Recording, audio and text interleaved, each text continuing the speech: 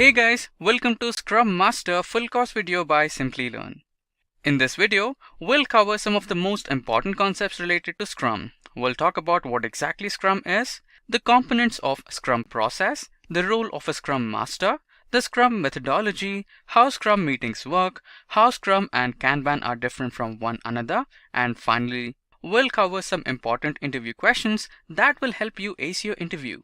Our instructors, Jeff and Chandra, will help you understand the topics with ease. Before we begin, don't forget to subscribe and click that bell icon to never miss an update from us.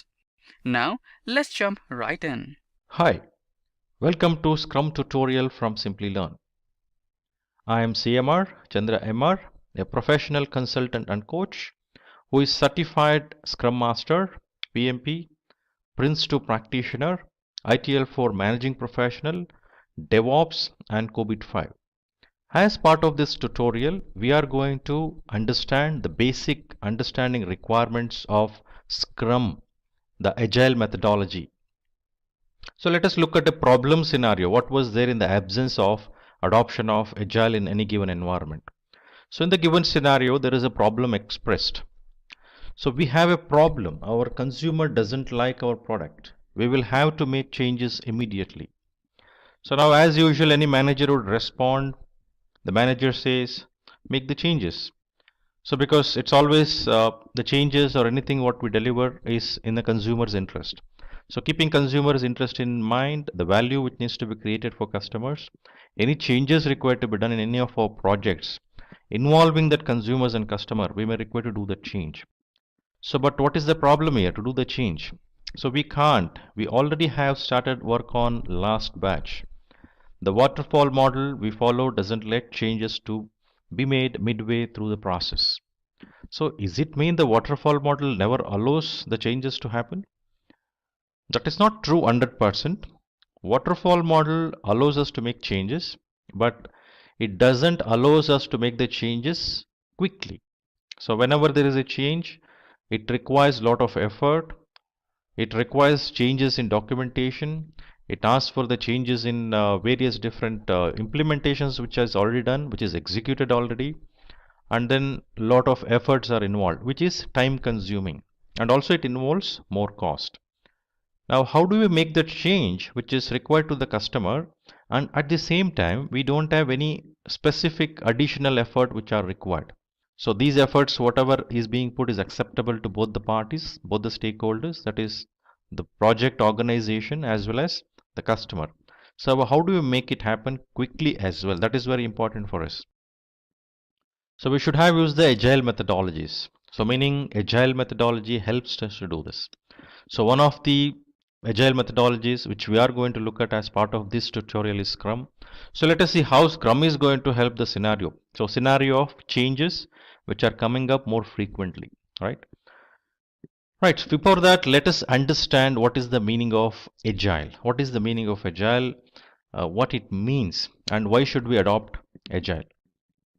So agile means moving faster, being flexible, responding to the changes. Now, agile is a set of methods and practices that focuses on iterative development.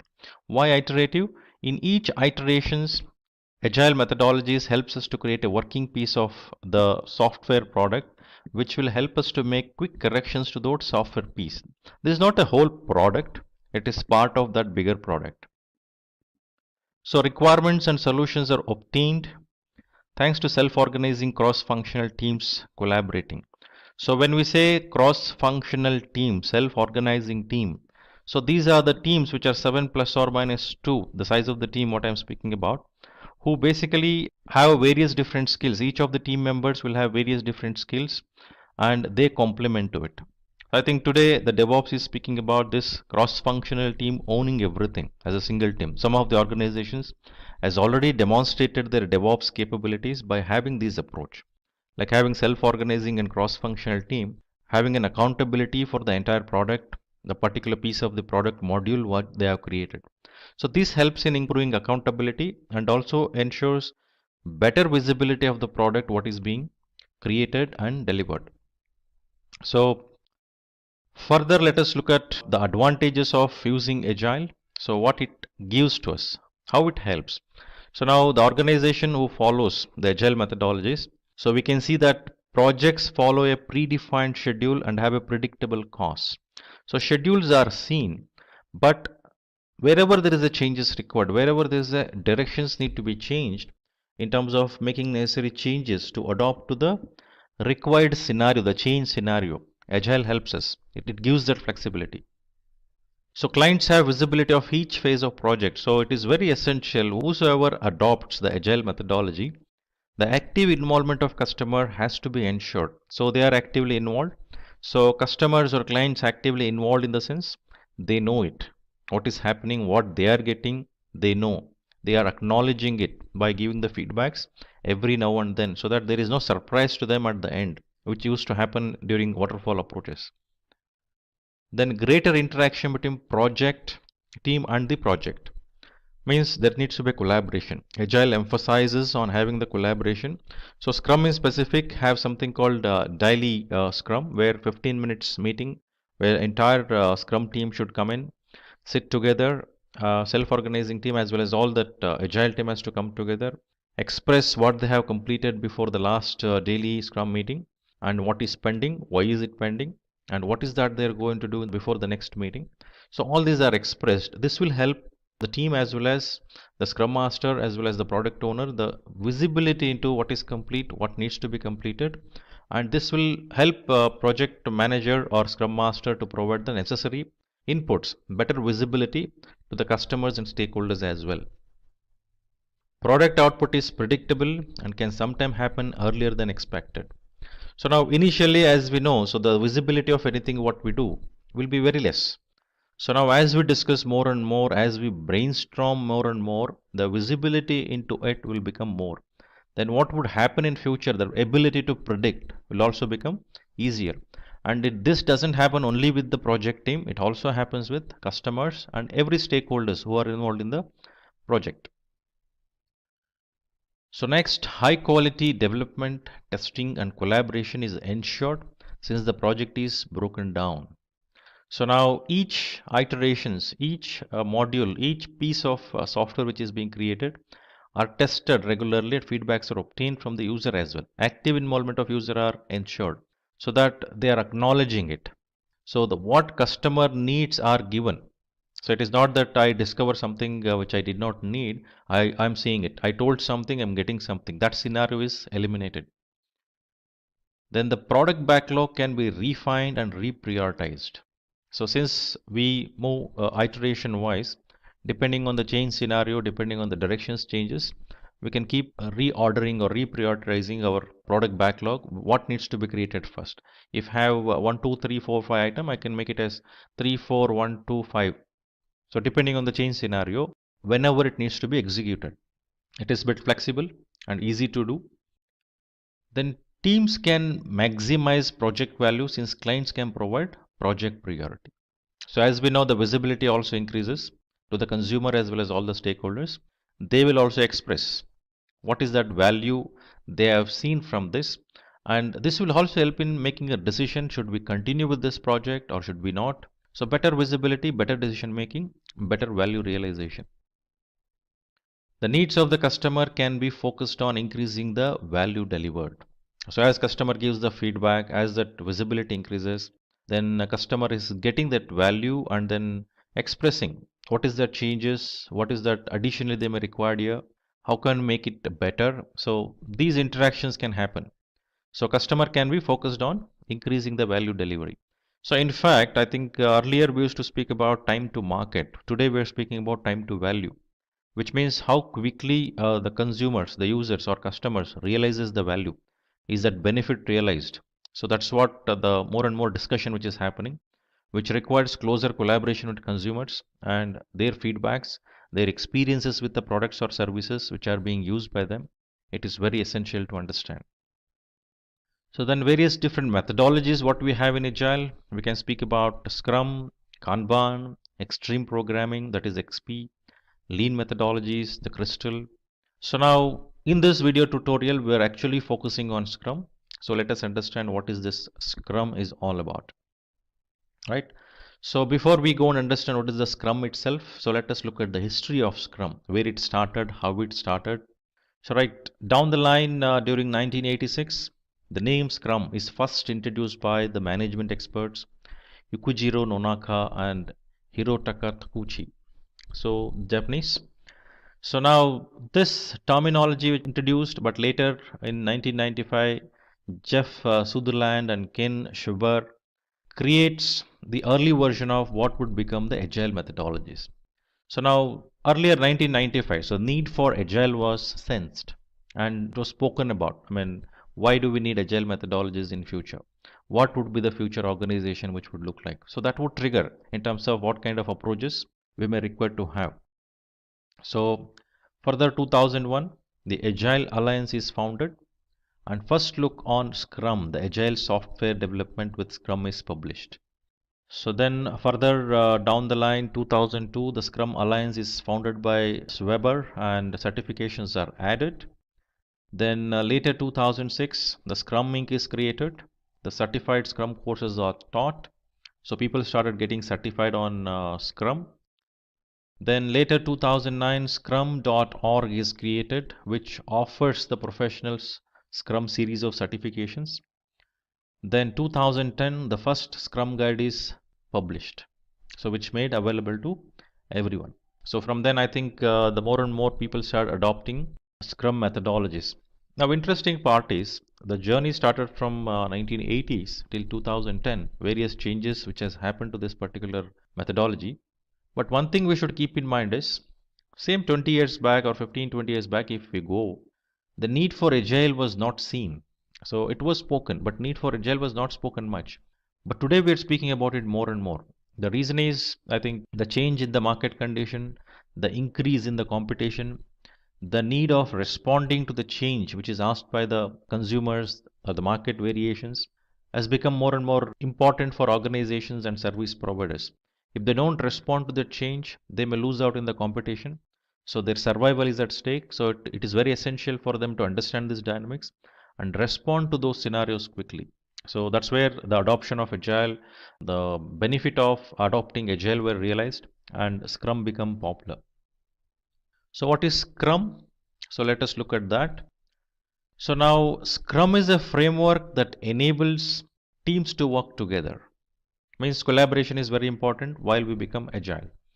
So with Scrum team, one can see and experience. So learning from experiences happens. So those are captured. Self-organize working on problems. So they work together. They discuss, brainstorm, reflect on their victories. Means any achievements has to be celebrated, acknowledged, quick wins recognized, and their losses to improve. So wherever the things doesn't go good, necessary corrections has to be done. I think Scrum approach would help in terms of doing it quicker, better. Then some of the benefits using Scrum would look like team can provide project deliverables and in an efficient manner. So in time, we are completing all the features and functionality. So the entire model, the methodology, what is there, it helps in accomplishing those. Then further, time and money are used efficiently. So time is very important. Giving results in the mentioned schedule is very important. Ensuring results are coming up effectively is important, efficiently, the performance of that products. Now since we are creating those small piece, working piece in every iterations, so that experience of using that would also be there and quick feedbacks will come back so that time and money is saved and we are doing in time. So projects are divided into smaller units called sprint. So the iterations, what I was speaking about, the quick iterations of activities which happens during the adoption of Scrum when organization adopt the Scrum methodology. So it is called a sprint. It's a time boxed iterations which will have a subset of product backlog taken as a sprint backlog, and those users stories and epics are delivered as part of that sprint, and then those are reviewed on a daily basis as part of daily Scrum meeting. And also we have other meetings which will happen when we go and look at Scrum methodology, how this happens. I think we'll get better visibility. Work best for fast moving projects. Now, whenever we need to respond quickly, whenever we want to move faster. Now, remember, when we say moving faster means, it doesn't mean that we can allow any defects to happen. We can ignore something. We cannot do that. We need to ensure everything is taken care. At the same time, all those results what are created has to be acknowledged, right? Confirmed. Yes, it is defect free. So all those which is supposed to be addressed are taken care, and things are moving faster and better, and the results are according to what was actually expressed as a requirement. It is fulfilling those. Then Scrum meetings provide the team great visibility. Since there is a daily Scrum meeting which keeps happening, people speaks about what they have done from the previous daily Scrum, what is that they have accepted, they will complete, and what is complete. Is everything is complete or something is pending? If it is pending, why is that pending? And what is that you are going to do further before the next daily Scrum meeting? So these are discussed, understood, so that there is a quick 15 minutes meeting which gives the insight. And further, wherever there is a dependency, deviations which occurs, further maybe Scrum Master sit with them separately to understand that in detail. So daily Scrum meetings give the quick insights so that it increases the visibility, what is happening on ground. Constantly involves feedback from clients and customers. As I mentioned earlier while discussing about Agile, active involvement of customer is very essential. So customer should give the feedbacks whenever that working piece of the application or a product is given. So only then whether the product or that module what is created is having that features and functionality which helps in providing necessary requirement fulfillment, is that happening or not. Then making changes based on feedback are very easy because everyone is informed and they are aware of what is being changed and what needs to be changed. Then individual efforts of the team members are given focus. Yes, individual efforts is essential. At the same time, each team member cross skills. We call it a self-organizing team, as I was mentioning earlier. So each team member will have a different skills, different capabilities, and also cross skilling within the team is encouraged, so that the ownership on individuals deliverables and team as a whole working together to deliver some features functionality can also be accomplished, right? Then Scrum team involves product owner, Scrum Master, and then Scrum team. So each of these are different roles having their own objectives to accomplish with the specific directions, and each of these cannot be merged. Like for example, the roles and responsibilities of product owner cannot be given to single individual who is a Scrum Master. So both the roles cannot be given a single individual because it conflicts the objectives of both the roles. So thinking about putting this, one of the team member becoming Scrum Master or product owner, thinking in that angle is also something which will not work, which will not give the required results. So now what are these roles? What are the responsibilities? Where is the focus of each of the roles? So let us discuss on that. Now when it comes to product owner, so the product owner is primarily responsible for maximizing the ROI by determining the product features, prioritizing it into a list, what needs to be focused on for the next sprint, and constantly reprioritizing and refining it. So the key points what we need to see here is, so one is determining the product features, maximizing the ROI, the second one, and then reprioritizing and refining the product backlog. Now why is that needs to be done? So maximizing ROI in the sense, obviously product owner should closely work with the business and have an insight towards what is that business require, what is that customer require, how it helps customer to accomplish that result, so that it helps the justifying that investment what they're doing with the product's features and functionalities.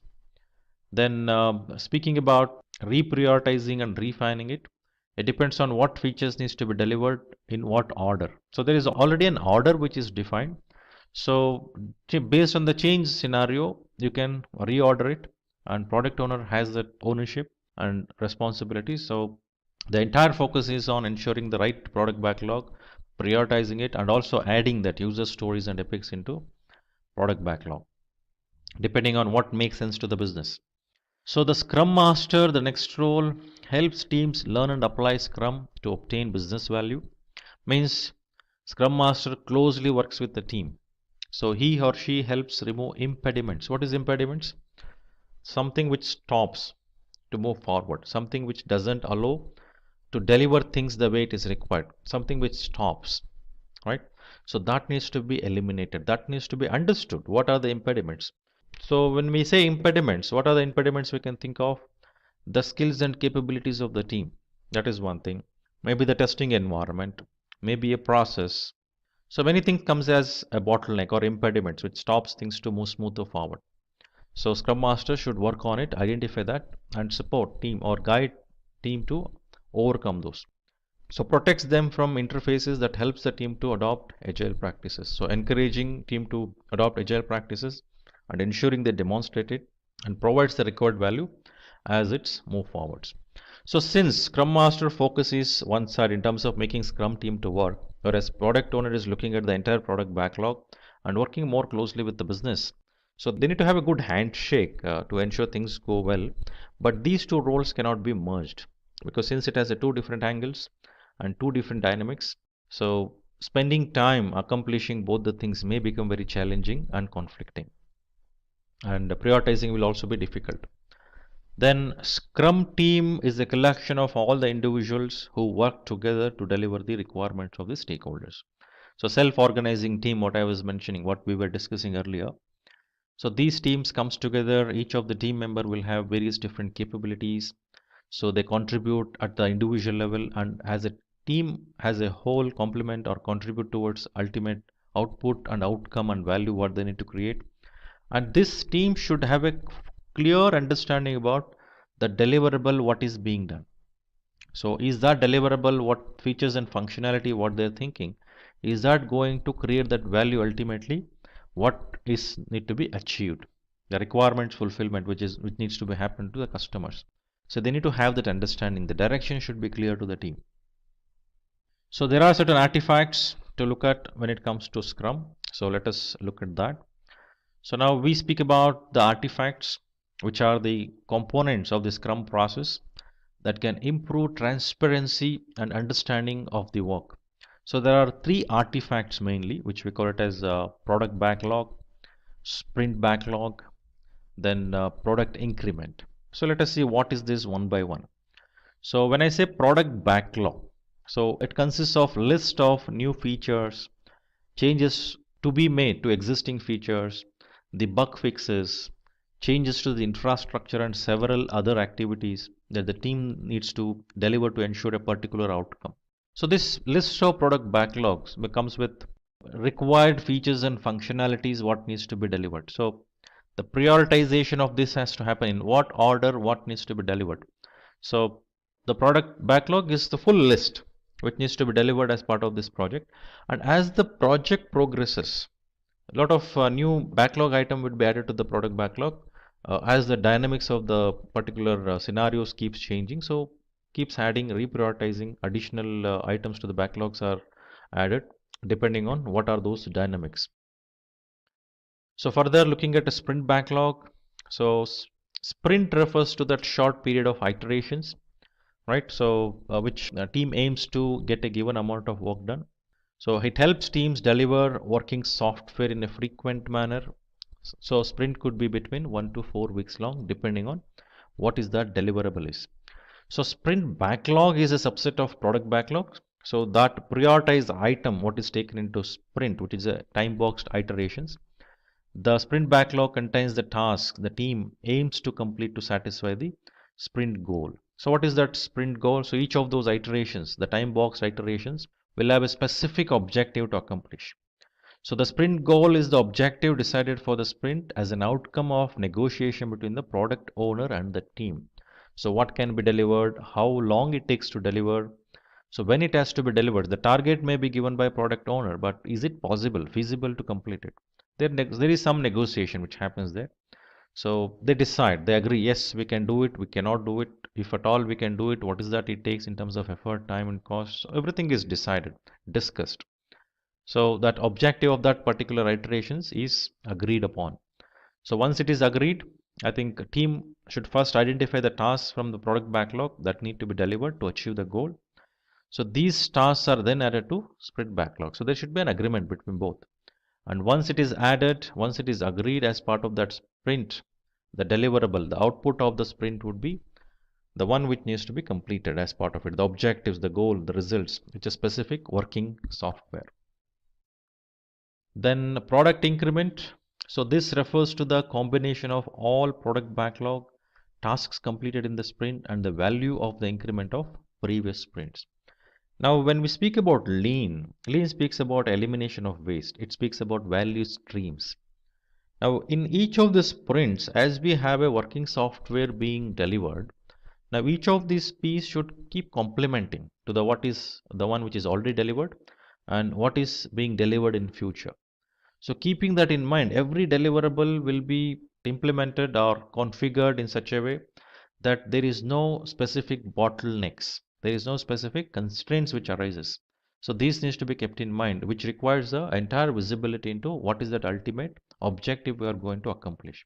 So in this product increment, all those combination of the product backlogs task which is being done should keep this in mind. Team should be very clear about it. So in the first sprint, I delivered something. In the sprint 2, I delivered something, but I cannot integrate them. They cannot work together. It will lead into the further issues and then complications. That should not happen. So when we say agile, it's about moving faster, fine. So responding to change, fine, but that should not lead towards further complexity. It should make things simpler, smoother. So Scrum is stressing on that part. So an increment refers to inspectable, usable work done at the end of the sprint. It represents a step towards overall goal or vision of the project, as I was mentioning. Then the outcome should be in usable condition, even if the product owner doesn't decide to release it. So it should be in usable condition. So two things we speak about. So one is release, other one is deployment. Now people usually get confused between release and deployment. So release about this part, what we're speaking about. Product is usable. So it is released, product is usable. But only after deployment, user will have an access to use it. So that is the difference. Release makes that product usable, whereas deployment makes it available to the user to use. So this difference people should know. So release doesn't mean that it is already available for user to use. So this understanding of the difference should also be there so that one can understand what it means by release as well and what it means by deployment.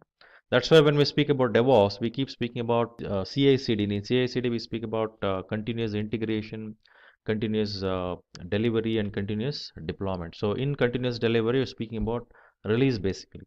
So once it is released, it becomes usable.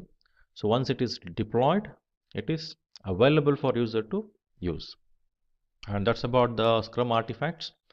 Now let us look at Scrum framework, how that Scrum framework looks like in entirety. So what are the components comes into picture. Already we spoke about the Scrum approach itself, what it is.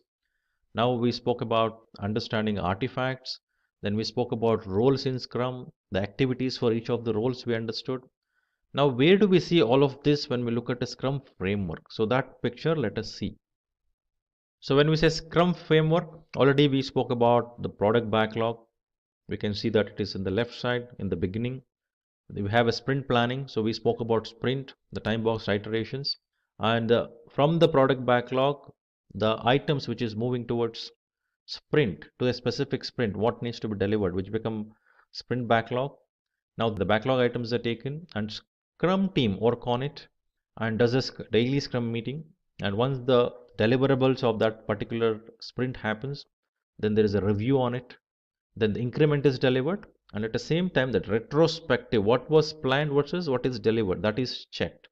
If you look at from sprint review, so you have a retrospective to check what is planned versus what is being delivered. At the same time, the review points will come and get updated to product backlog as well to the product owner. So product owner should be aware what is delivered, what is pending to be delivered, and that increment is further delivered. So these increments, what is delivered to production, what is deployed in the production, should have values, that integration which happens, both all the increments coming together to provide that fulfillment of the requirement as well as creating that value what is required. So product backlog is the first step of Scrum framework, is a set of list of tasks to successfully achieve the goals of the stakeholders. We discussed that while discussing on product backlog. So further sprint planning happens where the team determines the tasks from the product catalog they will work on and aim to deliver during the sprint. Now this is negotiated, understood, agreed, and then moves towards sprint to get delivered. Then sprint backlog are the tasks discussed during the sprint planning, means the previous step, and also during the script planning, and then added to the sprint backlog. Once it goes to the sprint backlog, as part of the time boxed iteration sprint, the deliverables should happen. Now the Scrum team, which is actually self-organizing team as we mentioned, maybe 5 to 10, 9 members of team working on the task in the sprint backlog, and they will also have a daily scrums where the team also discusses for 15 minutes on the events where the team members synchronizes activities and plan what they aim to achieve in next 24 hours, what is accomplished against what is discussed in previous daily scrum, and then if at all any further discussions need to be done in the correction of those, that can be taken as a separate meeting, not as part of the daily scrum.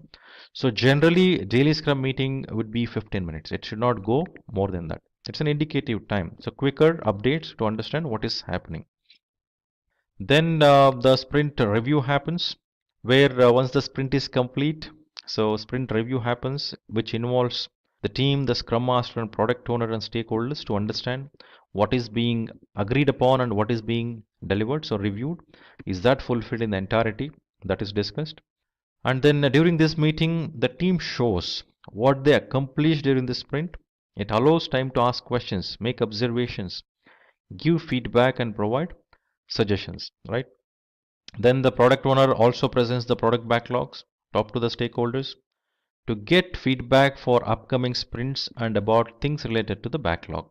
Now, this one sprint is complete. For the next sprint, what should be the prioritization? So the product owner has to speak with the stakeholders so that there is a good understanding, good handshake that what needs to be delivered and what is the priority in the given list. Then sprint retrospective happens. So after the sprint review, sprint retrospective happens. So during this meeting, what went well, like past mistakes, potential issues, what are the new ways to handle them which are required to be done correctly in the next iterations or next sprints needs to be identified. Data from found from here are incorporated when planning the new sprint. So it works like a lessons learned. What went well, what did not go well, what is that we did for those what did not go well. So what is that learning we have in these iterations? So how can we ensure that in the upcoming iterations the same mistakes will not repeat? So those can be discussed, documented, and then consider while moving to the next sprint. Then the increment is a workable output which is given to the stakeholders. So this is where the user actually sees their workable piece, working item, and then they give necessary feedback as well on the particular application piece or software piece. Then there is something called Scrum board which is used during this flow of Scrum, right from product backlog to the creation of that increment. So let us look at what is a Scrum board which is used during the Scrum practice.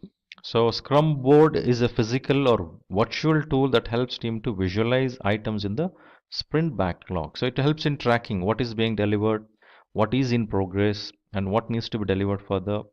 So it shows all action items during the daily Scrum, helping keeping the team focused on tasks that need to be completion and the priorities of those. The Scrum board is usually present in a place that's accessible to all team members. It is a visual board, right? And can be physical, whiteboard and stickers or virtual software tools which can be used and displayed on the screen. So the Scrum board is divided into different slots like to do, in progress and done. So when new sprints are started, the existing board is reset and new Scrum board is created. So since it is visual system, I think it is taking the thought from Kanban. So visual system always works effective because the moment I see something is put against my name that I need to complete this, it's quite obvious to me that I will put efforts to complete it. So it's a conscious effort what I will put. It works on my consciousness. So something which is not visible to me, it is not out of sight is out of mind. So I will not work on it. So there is a tendency to forget. First slide here has to do with user stories and epics. And what I want to do, team, is I want to, before we get into the user stories, I want to go to the whiteboard and I want to just give you a little bit more information that might help us in organizing our discussion that we're about to embark on here. So a word that is not in our slides is themes. Themes are epics and user stories grouped together. You know, similar epics and user stories grouped together for planning purposes. So an epic is big. You would never do an epic a theme in a sprint. It's too big. So it's used for planning purposes. Below that, I would put epics. Epics are low priority, large user stories, meaning that an epic will eventually have to be disaggregated into multiple user stories. The reason it would be low priority is because if an epic was higher up on the product backlog, it would have to be more detailed. That's when you would break it down. So epics are usually going to live at the lower priority levels of a product backlog, and as user stories are completed and the epic rises in priority, it will eventually be broken down into more manageable user stories. So great big low priority user stories. Then we have user stories themselves. User stories are functions or features that the product owner wants to have developed. A user story turns into working software that provides value to the customer, and the product owner is the customer voice. The product owner is the one who would accept or reject completed user stories. And then there are tasks. And a reminder, when we were talking about the sprint planning meeting, we said the sprint planning meeting is got two parts to it. The first part is selecting all of the user stories that are going to be included in the sprint, and then disaggregating each of those user stories into tasks. That's done in the sprint planning meeting, and then those tasks are the things that are actually then done when the work of the sprint begins. User stories can be estimated in story points or ideal days. Most teams favor story points. They might start with ideal days, but they will then usually end up going to story points. Tasks are estimated in ideal time, which is usually hours. Okay, so now back to our slides. So at the top left, a use case could be an example of a user story. So it's something that the user wants to do and how the system should support it. A use case could be select and pay for items in a catalog. Now that could actually be an epic or maybe a theme, because maybe it would get disaggregated into log on screen, catalog, shopping cart, and checkout. But so the use case could either be a standalone user story, or it could actually be a number of user stories that would result from it. Below that, requirement. It could be a functional requirement, a technical task, or even a bug fix.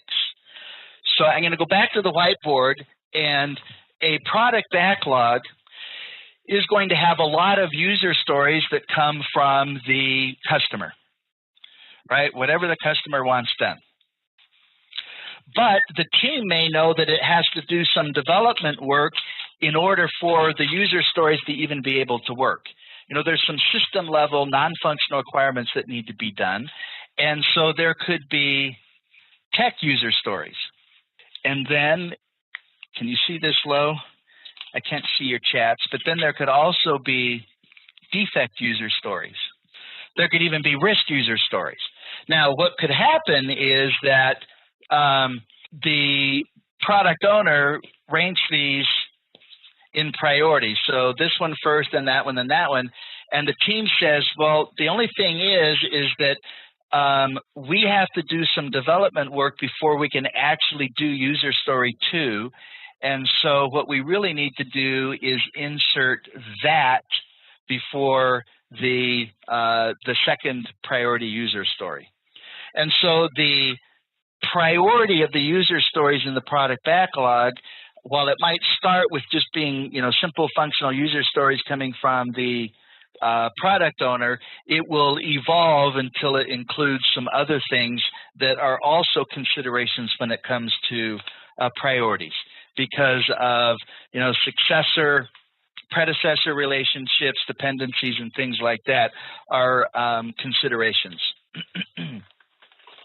A user story, back to the screen, bottom left now. The user story can use a fictitious user or a persona to help the team or the team and the product owner to get an idea of, okay, who's going to be doing this function, what are they going to need in order to be able to complete the function, etc. So you try and come up with an actual, well, a fictitious, but a person who's actually doing it, to kind of get out of the realm of, listing requirements and, specs and things like that, and say, okay, what's the user experience need to look like?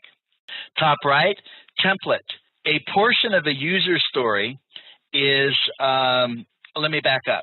So a user story card is usually going to contain a brief description of the user story using some kind of a meta-language format, like we're suggesting right here. As a user or persona, I want this feature so that I can. So not unlike our estimating session here. As a frequent traveler, I want to eat grapes so I can be healthier. In the one that we didn't do, the inventory system, as a customer, okay, there's a user. I want to get cash back so I don't have to wait in line at the bank. Okay, here's another user story. As a consumer, I want the shopping cart functionality to easily purchase items online. And maybe that could be customer as well. As an executive, right, as a suit, I want to generate a sales report so I know which departments need to improve their productivity. As a buyer, so you can see I tried to come up with these different roles right here: executive, buyer, sales rep, etc. And that's the format. As a type of user, I want some kind of goal or feature, and so that's some kind of a reason. Below that, connect the dots by writing all of the user stories necessary to uncover the entire use case. So like we were talking about right here, if you want to be able to purchase items online from a catalog, that might be multiple user stories in order to support that use case. And so, of course, we would want to be able to connect the dots and see where all the user stories fit into the overall goal of the project or release. And the stories, excuse me, are grouped to form an epic or higher level story, so epic or theme. Stories can then be split into child stories or tasks, and so that's what we were covering before, right? So you have themes up at the top. That's the biggest grouping, if you will, used primarily for high-level planning purposes. So you have your themes, then you have your epics, which are large user stories, low priority, and they're going to have to be broken down into smaller user stories. Like in the question that we had at the end of the last section, where the product owner needed something done and the team said, well, based on the size of this user story, it's going to take 3 sprints to do. Well, a user story has to be small enough to be completed within a single sprint. So a sprint can contain more than one user story, but a user story cannot span sprints. So that feature or function that was in the question was probably more like an epic. It was something that would need to be disaggregated into smaller user stories, or perhaps it was more of a use case that would need more than one user story in order to actually deliver the overall use case. Let's see, as a product supervisor, I want to see an unfinished part list at the end of the day so that I can reallocate work the next day. Great user story description. Well done, Viraj. Did you hear that, team? As a product supervisor, I want to see an unfinished part list at the end of the day so I can reallocate work the next day. That is a well-crafted description of a user story. Now, here are some things that I want you to memorize. You were hoping I was done with the memorization part. So I want you to remember that we have to invest in our user stories. And I was going over to the whiteboard and I didn't change cameras, so let me do that. I recommend figuring out how you memorize best so that you can,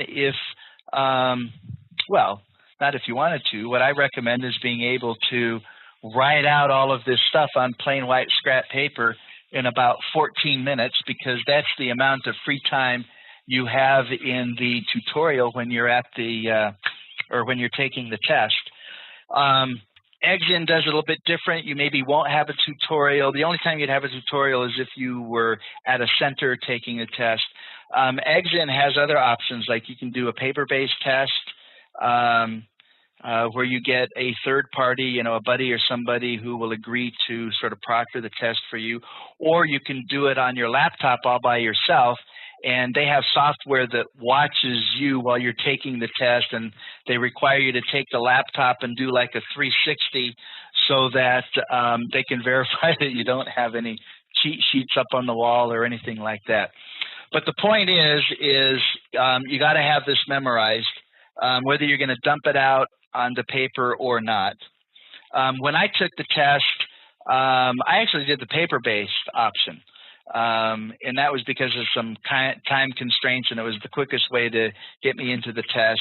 And so I didn't write out any of the stuff I'd memorized, but I had it memorized, and I had it memorized well enough that I could kind of recall it in my mind's eye. Okay, so we're talking about user stories, and you have to invest in your user stories. You know I like memorizing things by creating these charts that have the first letter of the word or phrase that you're memorizing in a separate column. And then I make up a story, that reminds me that I've got to have INVEST. This one is pretty easy. Probably just invest works. So let's go over that. I stands for independent. Independent, meaning that each user story stands on its own. You don't have, when we're doing Scrum, you don't do a user story that won't result in working software. We just talked about the description of user stories, right? So it's a user that needs some kind of functionality for some kind of a reason, and they're all independent. Will they work together? Of course, they'll work together if that's a necessity, but if you developed a logon screen, you could demonstrate working software for the login screen. There might be another user story that is, has to do with displaying the catalog and being able to flag or select items that you want to purchase. But there'd be working software for that. Would they work together? Yes, but each user story would complete or result in some kind of working software, and they have to be independent. Negotiable. Negotiable in the way the user story is going to be implemented. The product owner doesn't dictate to the team doesn't say it's only this way and we don't want to hear anything from you. So there are discussions about the size and implementation for each user story. So the product owner can't make it so detailed that there's no room for discussion and the possibility of, the team coming up with solutions other than what the product owner was attempting to dictate. V stands for valuable, meaning each user story has to create value for the customer or the end user. E has to be estimable, as in estimatable, except estimatable is not really a word, it's estimable. And S is for small, has to be small enough to be done in a single sprint. If we're doing 2-week sprints, it has to be able to be done in 2 weeks or less. If we're doing 4-week sprints, it could be a larger user story, but it would still have to be done in 4 weeks or less. And then the last one, the T, is testable. Every user story needs to be testable, and it needs to be testable at 2 levels. Remember our triangle? It needs to be testable at the intrinsic quality level, unit tests, etc., and also testable at the extrinsic level, which is the customer point of view, which is acceptance. So every user story has to be testable. Okay, so that's invest, and so let's add that to our list of things to memorize. Invest. And then the next one we have here is the 3 C's of a user story. So the first C, team, is card. So user stories should be able to be written on a 4 by 6 inch index card or some media similar to that. Card. The second C is conversation. The user story card is the item that is used for the team and the product owner to talk and discuss in order to make sure that the product owner and the team are on the same page when it comes to what is actually supposed to be developed and what it's supposed to look like at the end, which leads us to the third one, which is confirmation. Each user story essentially has to have acceptance tests in it itself. So card 4 by 6, conversation, that's the starting point. That's where the team and the product owner discuss, and then eventually there will be acceptance tests included on the user story card in order to be used during the sprint review to assure that it's acceptable, that there's confirmation. Okay, so, let's add that to the memorization list. So, 3 C's. All right, now I've got an example here of a user story card. So we're looking right here. And if you were to go out on the internet and search user story cards, they would be similar. There would be some differences, of course. But typically what you're going to have is you're going to have a title or a name for the user story. And then there's going to be some kind of unique identifier, like user story 321. Then there will be the description like we just talked about. As a librarian, I want to have the facility of searching a book by different criteria so that I will save time while serving a customer. Then there might be some other descriptive words or links to other information that might be necessary. And then there would be acceptance criteria or tests. Sometimes these get included on the back of the card, but the point is that they are on the card. Then there will be an estimate of size.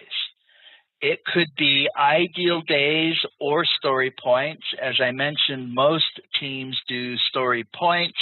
That's more likely what you'll be tested on as opposed to ideal days. But, we'll cover both so you understand the differences. There's probably, it's not listed here, but there's probably going to be a value point assignment. This is where the product owner kind of determines in a relative way the value of the stories. Just like we were doing in planning poker, the product owner might say, well, this story is twice as valuable as this other one, comparing them together. And this is what these value points are what's used to prioritize the user stories. That's supposed to be a V, as in value points. And then typically there's also going to be a indication. Sometimes it's just by colors. It could be words that has to do with you know, where the story came from. Did it come from the customer? That would be considered a functional requirement. If it came from the team, that would be from the technical domain. I'm trying to write where from. You know, it's not me, team, it's the mouse. Clearly, it's hard to do that. That's from, where from. Here it's got customer, tech. You could also have defect. You could maybe have risk. And then there's also going to be an X factor, which would be some kind of word, probably like stable, erratic, incomplete, something like that, to so that the team is designating the user story in respect to the amount of uncertainty or risk that's associated with that user story. And because all of that's a part of the story, right? The story is going to be turned into working software. There may need to be some efforts to actually figure out how to actually do that user story. So that's the X factor. Over to the right here on the same chart, we have some comments about if you are using a software package, excuse me, like Trello or Jira or something like that, excuse me, the user story cards will generally be able to contain more information using, you know, dynamic links and things like that. Could even include things like responsible team member, or depending on how you're doing it, you would break the user story down into tasks, and you might have team members assigned to various tasks for the user story. Okay, so that's typically what a user story card is like. Sometimes they're cards, sometimes they're like on sticky notes, and they're put up on a Kanban board if you're using Kanban to track the project. If you have a story that is too large to be completed in a sprint, it's going to have to be subdivided, or we call it disaggregation, into smaller user stories. And there's 3 ways that we're proposing here that you could go about doing that. You could split it based on operational boundaries. For example, as an operator, one needs to manage reservations, which could be split. For example, there could be one portion that is that has to do with making a reservation, another one that has to do with modifying it, and yet another one that has to do with canceling it. So that could be split into, in this construct here, 3 separate user stories. You could also separate based on exceptions or cross-cutting concerns. For example, in the beginning, develop only one main path, like accept repayment for a loan. Then address exceptions, like what if a person overpays? Then come up with a user story that recognizes that and processes a refund, and or gives the option of allocating the overpayment to a future payment or something like that. And then also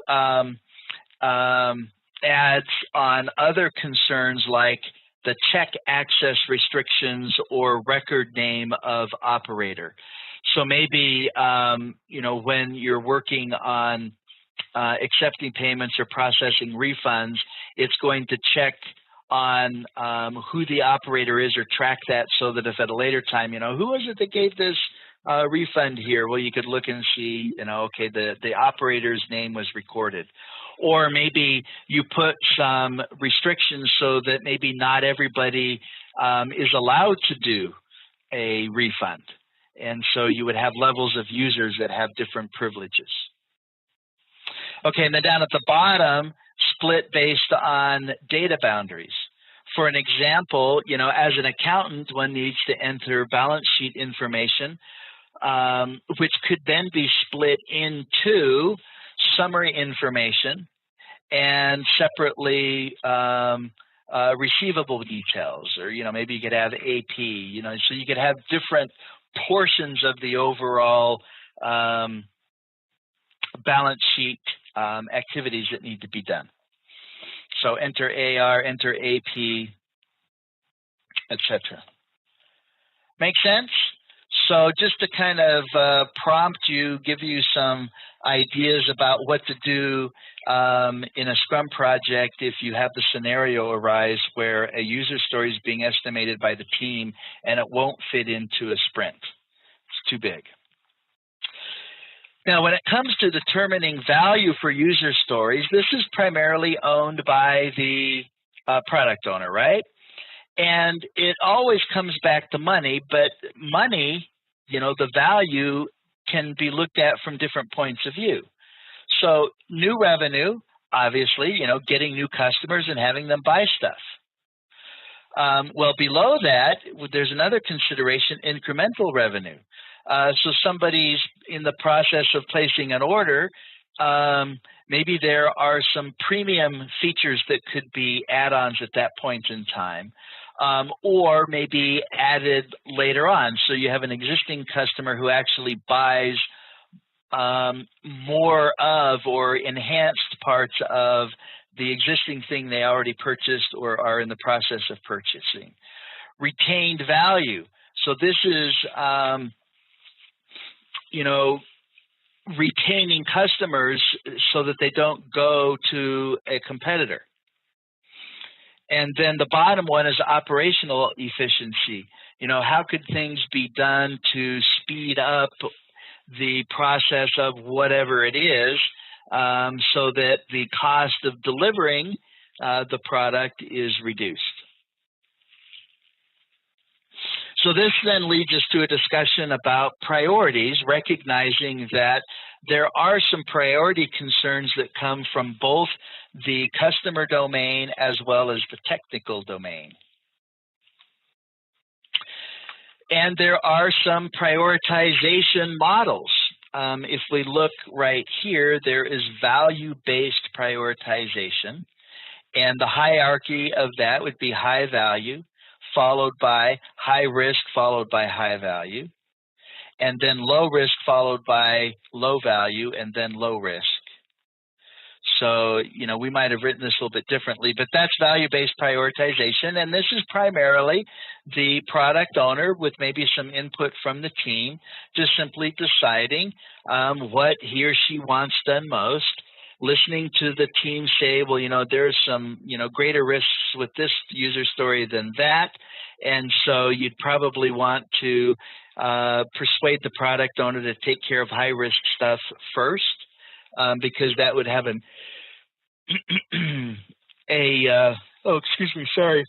impact on the future things that need to be done.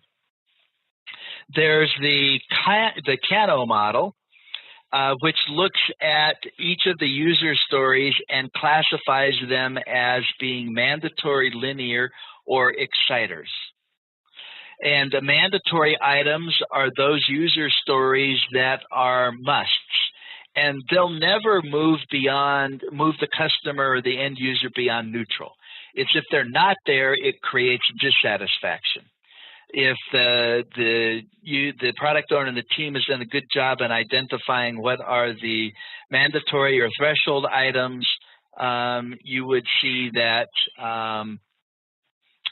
it just gets it to neutral. That's what's expected for the product. Linear items, user stories, are those user stories that as they are implemented progressively throughout the project and added to the feature set, it will linear increase customer satisfaction. And it can be, in their absence, dissatisfaction, all the way up to high implementation, creating a great deal of satisfaction for the customer. And then the third category is exciters and delighters. And those are features or functions. Those are user stories that are not mandatory. And the absence of them will never result in satisfaction going below neutral. But by adding them, you could create excitement and delight for the customer. These would typically be things that are features that would be included in a premium version of the product, or maybe add-ons that are promoted, at the point of sale. Have you thought about this because it'll really help you, or whatever. So that's the Kano model. And then there's Uyghur's relative weighting method. And this is all using numbers. So each feature is given a value for its benefit, and its penalty given a value for penalty, meaning what's the pain if that feature or function is not included. And then there is the cost side and the risk side. And then those are all calculated together, and that results in, a ranking or a hierarchy, which gives you the priority for the user stories. We also talked about Moscow, didn't we? Did we talk about Moscow? Moscow is another prioritization model. Must, could, I said that differently. Must, should, could, won't. Moscow, M-S-C-W. Must, should, could, won't. And we talked about that one. Thank you for that confirmation. Does it seem like a long time ago, or is it just me? I know it was just last weekend, but it's like last year. Okay, so now let's talk about velocity. Priyanka, that is exactly right. So velocity is the capacity of the team to complete work in a single iteration. So the team has estimated the user stories for size or ideal days, and the sprints are going to be 3 weeks in duration. Obviously, not all user stories can be completed in a single sprint and be done with the project. Well, I guess maybe I shouldn't say obviously. While I'm saying that, I'm thinking, well, maybe you had a very small, short duration project, so you could. But the point is that it's the team's capacity to complete work in a given sprint. And it is an observation. It's not a prediction. So if we're working on sprint 5 and we're working on determining what our velocity is, then it would be the average of the previous 4 sprints. If there were any outliers, you would disregard those. And so it's an observation.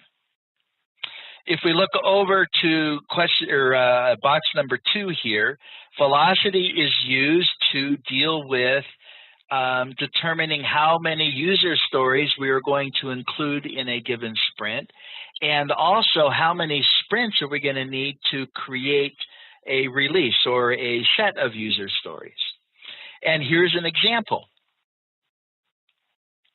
In box number 3, a team completed 5 user stories that were sized 5, 3, 8, 13, and 2. 2 user stories, each sized 5, were left half complete. What is the velocity of the team?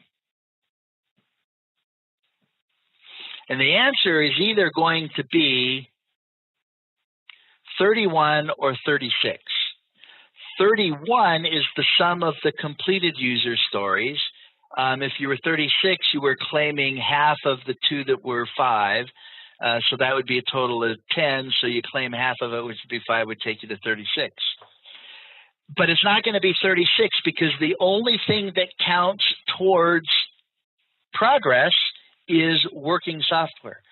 So even if the team had finished 9 out of 10 story points for a user story, meaning it's almost done, and then the sprint ends, that doesn't get counted towards velocity.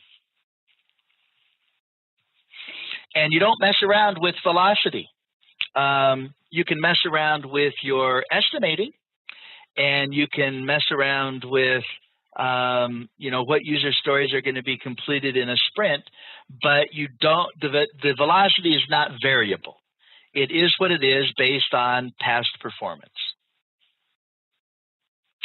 When it comes to levels of planning, we have what's called the planning onion. And let me walk you through this here. Up at the broadest area is the vision level. So the vision level, that's the suits, right? They're the ones that have the strategy and objectives for the company and where it's going. And so they have that overall big vision for the company, which is likely going to include products. And each product should have a roadmap. My example of that website that I'm working on has 3 versions which make up the product roadmap. Version 1 is the free site, version 2 is the membership site, and version 3 is the pay referral commissions version of the site. And the product roadmap is then supported by releases. So for my project, I have 3 releases. So all of the user stories needed for the free version are in release 1. All of the additional user stories that are needed for the paid version, the subscriber version, and then also for version 3, those are all releases, 3 releases. And then for each sprint, we will be pulling user stories from the release that we're working on. A release is likely going to take multiple sprints, and then the sprints are populated by the individual user stories, which are then disaggregated into tasks. And we do the daily Scrum, which is the daily level of planning and coordination. So we call that the planning onion. We already kind of talked about the release and roadmap concept here. So let's just review this quickly. Prioritize high-level epics and determine goals and releases. So we'll use epics and themes in order to group things together. What should be included in what's released. So what are the goals for the releases? Then the first bullet point, establish goals of release based on market demand, regulatory needs, or customer expectations. For each release, you want to estimate the target stories. Repeat until the target stories are assigned an iteration length. It's blending some things here. Be able to estimate velocity and then assign stories to the sprints. So we keep estimating the user stories and we keep organizing that until we can do that. We can come up with an iteration length or sprint length and then figure out what our velocity for each sprint is and then assign stories to the sprints. The next bullet down, iterate until the user stories and release date meets conditions of satisfaction. So that's definition of done or acceptance for the release. And try not to pack too much into a release backlog. So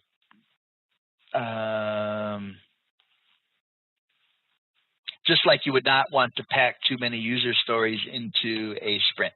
You want to have the timelines appropriate and what are included in the events make sense. Okay, so here's a bit more about release planning on this slide here. You've got the product backlog here on the left, and then we might come up with a release plan, which could be flipped and could be looked at horizontally.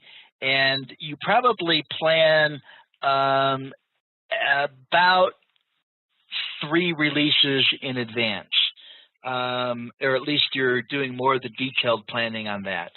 Because things are going to emerge when we do, sprint 1 that's going to help in sprint 2, and things that happen in sprints 1 and 2 that are going to help release 3, and then you've got, your subsequent releases where we're just doing very high-level planning. It's called rolling wave planning, where we do detailed planning for things in the future in tandem with doing high-level planning for things in the future. Did I say that right? Detailed planning for things in the near term in tandem with high-level planning for things in the future. And we talked about deciding as late as possible, I believe, meaning that it's better to actually plan the later releases for purposes of making sure we have more information, the most information available. Okay, so estimation. Let's start at the top left. The principles behind estimation. Understand the cone of uncertainty, which is an estimate or best guess to begin with, and then progressively becomes more accurate. In fact, let's just take a break and look at the cone of uncertainty. So at the very beginning of a project, there's going to be a high level of uncertainty. If I were to draw this chart, I would make it a little bit more like this. So clearly, you're going to de-risk the project as early as you can, and then eventually all risk disappears when the project is done. Risk is uncertainty. Okay, below that, the only estimate that matters is the one given by the team. Supported by this comment here, nothing is impossible for the one who doesn't have to do it. So the product owner is like, team, come on, you can do this. The team's like, no, we know what our velocity is. No, the product owner says, I'm telling you, there's no way that that can't be done. I know you can do it. I trust you. I believe in you. But the product owner doesn't have to do the work. Okay, top right, overestimation and underestimation is always going to be an issue that we deal with. It's more likely that we will underestimate than overestimate. And by looking at our velocity from iteration or sprint to sprint, there could be some information that is showing us that we're underestimating, for example, meaning we're thinking the user stories are smaller than they are, and that we can get, a certain number done in a sprint, and then there's a fail. Well, that would mean then that would be discussed during the retrospective, and then we would do something different going forward, which might include doing some re-estimating. Scrum estimating is not necessarily more difficult. However, Scrum exposes bad estimates sooner, which is a good thing. When we were doing our planning poker, you could see that the first time as a team, we didn't know each other. We didn't know everybody's thoughts and concerns. And those kinds of things, get shared and absorbed as a project goes on. And so there's a higher awareness of that.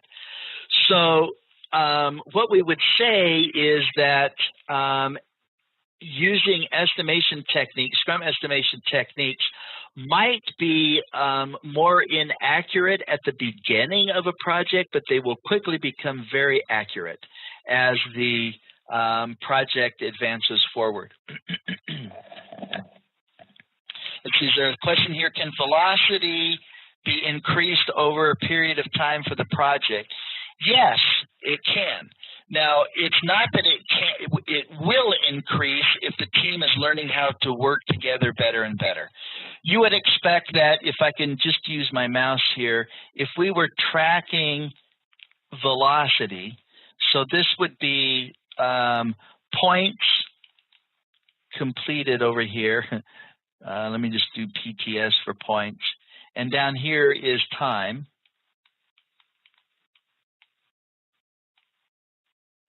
And we go from sprint to sprint, right?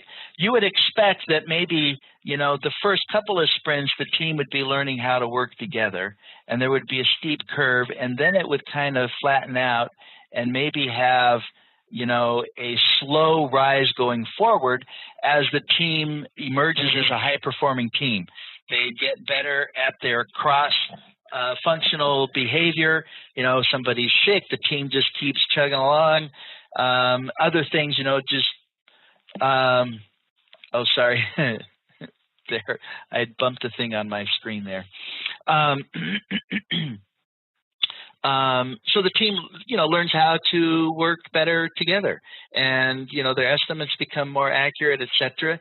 And you would expect a high performing team to have a result like this for velocity, where there's quick improvement, and then it kind of stabilizes and then begins to tick upwards.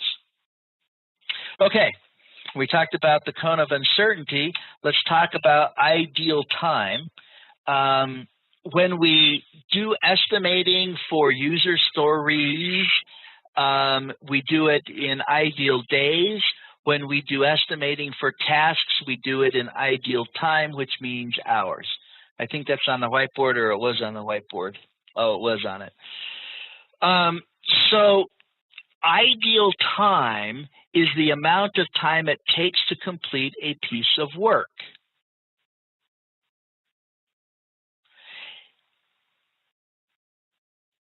But that's based on the notion that the team member or members are available to do just the work with no distractions or anything at all. So assuming that Priyanka could sit down at a keyboard and code for 8 hours without taking a break for lunch, no phone calls, no discussions, no meetings of any kind, just work 8 hours, how much could be done in that 8 hours by Priyanka? That's what ideal time is.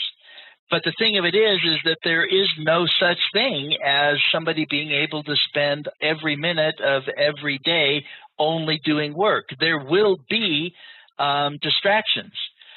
So it has to be converted into elapsed time.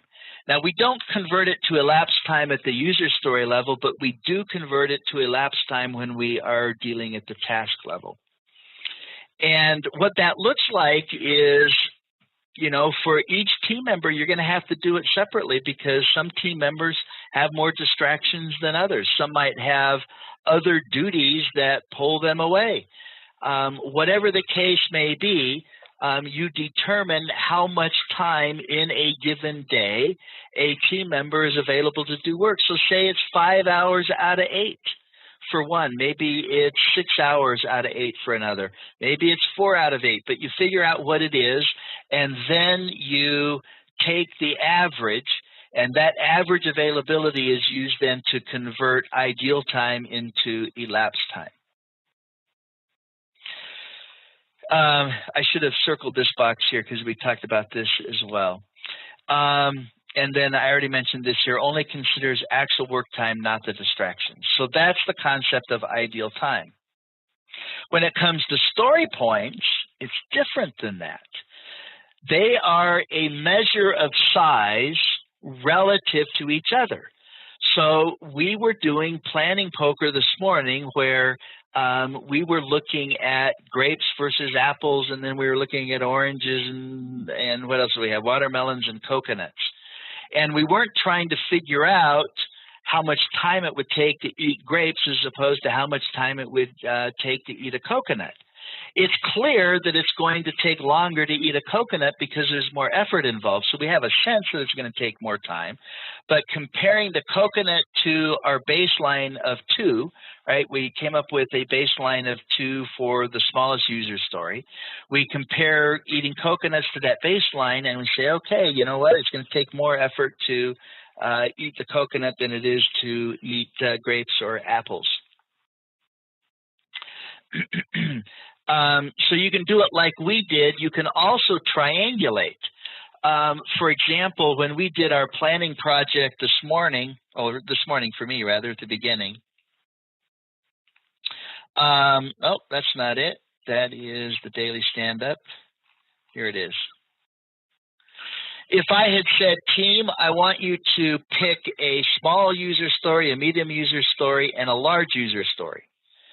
And then we would then compare other stories to those 3, and so we would kind of triangulate. on it. Let's say that we did, 2 was small. I'm sorry, I'm saying that wrong. Grapes was small, apples were medium, and coconuts were large. Well, if we then looked at orange and we said, well, orange is smaller than apples but bigger than grapes. So we would know this would fit in between grapes and apples. And so let's say, we had apples at 5 and grapes at 2, then we would say an orange is probably going to be 3.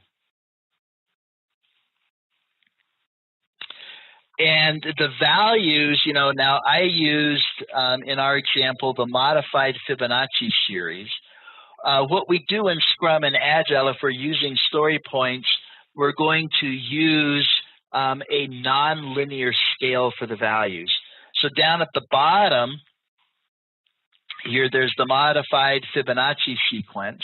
The way the Fibonacci sequence works, by the way,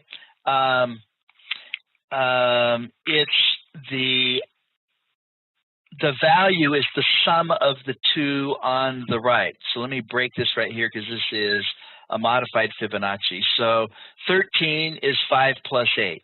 8 is 3 plus 5. 5 is 2 plus 3, and 3 is 1 plus 2. If we were doing the real Fibonacci series, this wouldn't be 20. It would be 13 plus 8, which would be 21. I don't know why some use modified Fibonacci and others not, but that's just kind of a common thing to do. If you're doing planning poker, you give everybody 7 cards, 1, 2, 3, 5, 8, 13, and 20. Another nonlinear scale is doubling, 1, 2, 4, 8, 16. You typically don't go too far to the left with the values because that either means that you're being too granular or you've got stories that are probably too big and they need to be disaggregated. Now, somebody just chatted here, should some buffer time be included in the actual estimates? Let me answer that question first by going back to ideal time, and then I'm going to come back to story points and answer the question. When we're estimating in ideal time, we don't add a special amount of time that we would call a buffer. We just allow for the distractions and the interruptions, which could look like a buffer, right? You're saying, Priyanka, if based on your duties in the organization and our workday of 8 hours, you're typically available to be doing your project work 5 out of those 8 hours. So when we are converting ideal time to elapsed time, we will be building in extra time based on distractions and interruptions. We would not call it a buffer, but that's essentially what we're doing. Now, when it comes to user stories that we're using story points, it is different. The points are for the entire amount of the work. And why might we need to have some extra time for a user story? Well, it's likely going to be driven by uncertainty. There might be other things that impact it, but that's the main thing. Sorry, team. So when the team is estimating the size of the user story, they will be including in their discussion and estimates any extra time or buffer time that would be needed for that user story to be completed. So do we accommodate uncertainty when we're using story points? Yes, we're looking at the X factor, and if we've got an unstable user story, then we're probably going to say, this is going to be a bigger user story than one that's similar but has a much lesser level of uncertainty. So that's the story points. Let's compare the two. Ideal time uses things like hours and days, which is easier to explain outside the team, right? The suits like things in days and hours. Everybody's estimate may be different, not a bad thing. It's easier to do at the beginning because we're oriented to think about time. And it does kind of shine a light on wasted time. Story points are harder to explain outside the team. you know, the suit says, well, how long is it going to take to do user story 301? And our answer is, well, that's a 10 user story point user story. And the suit's saying, what does that mean? Tell me how long it's going to take. So the suits have to be converted to story points. Now, here's the thing. It's a lot easier to get consensus when we're estimating in story points. And once we get good at it, it's going to be much faster. We have to remember it's not comparable across teams. So, you know, a team working together will have its own kind of system for sizing the stories, and another team that might even be working on the same project will have a whole different scheme. And so if the velocity of one team is 25 and the velocity of another is 50, it doesn't mean that the team with the velocity of 50 is able to do more work than the teams whose velocity is 25. And we did, when we got our day going, we started with a planning poker exercise. And so, you know, we used all of the team members. So we selected the team. The product owner was there to answer any questions. The team discussed each of the story cards and then decided what their vote was going to be. And then everybody voted at once. If there were outliers, they were discussed. And the reasons for that, those variances, those outliers, were then part of the discussion. And then we did another round of voting. And we would keep doing that until we had our estimates converge or we reached consensus on them. Okay, so advantages of planning poker: it's fun, it's quick, it gets the whole team involved, the team understands a little bit about all of the stories, everybody contributes his or her expertise, and the discussion during the estimation provides clarity in the direction approach and even a bit of design. If we were in the same room team and we were doing a planning poker activity like we did at the beginning of our day together, we would be able to, you know, model it a little bit better. Or if we tried to unmute everybody, but you could hear the background noise. I've tried doing it, and it doesn't really work. But you get the idea that if the team's discussing and things like that, you would actually get to the point where your estimates would converge and the team would say, okay, this user story size is, you know, whatever it is. Okay, so we need to wrap things up for the day. So we are ending right here. And that means tomorrow when we get together, we're going to be doing slide 20, or starting with that, which is affinity estimating. And let's see, affinity estimating, we go through that. We're going to talk about tracking progress using information radiators. And then we're going to talk about what we do when we find variances between the plan and the actual results, and then we'll have our quiz. Now let's talk about the values of Scrum. Now this is different than pillars. This is values. So there are 5 values for that, and this is something that I want you to memorize. So I'm going to switch my cameras here and go to the whiteboard, and we're going to add to our list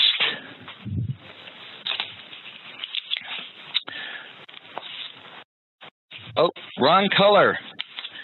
You can tell I'm a project manager because that would bother me.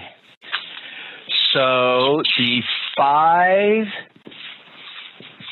values of Scrum, and there's an acronym. You can see that on the screen, right? C-Force.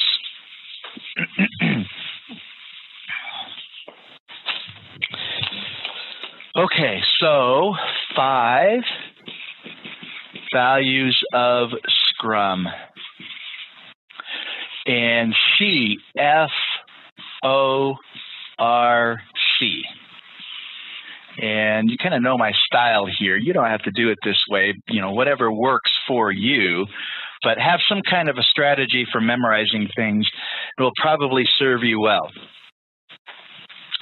So the first C is commitment. The next one, there are 4. F is focus. O is openness. Is that two N's or one? I don't know. Openness. We'll blame it on the marker if it's not right. R is for respect. And the last C is courage. And so there's your little chart right there. And let me just briefly go over these. None of these will be a big surprise here. We've talked about some of them already in one context or another. For commitment, that means the team is going to commit to deliver value to the customer. They're on board, there's the buy-in, all of that's there. Focus, the team is going to focus on the few important things at a time. So we're going to do time boxing. We're not going to do things broadly, specifically focus on a few things at a time. O is openness. That's analogous to the T, transparency, and the pillars, meaning we're going to be completely open in sharing information about the project, our own opinions, our fears, our concerns, etc.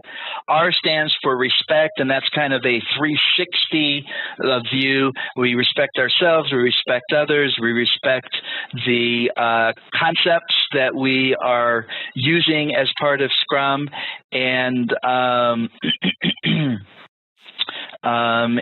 and we respect the other stakeholders as well, 360. And the last C stands for courage, and that's the courage to make commitments even when we're in an uncertain environment.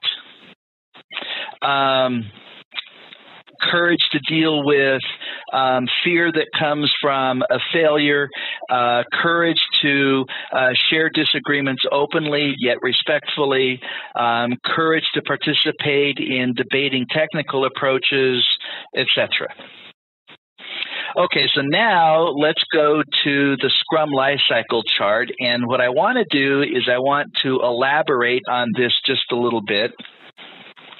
And I'm going to try and use my mouse to do some additions to this. First of all, we have the product backlog. The product backlog has to be kept current, and we call that grooming.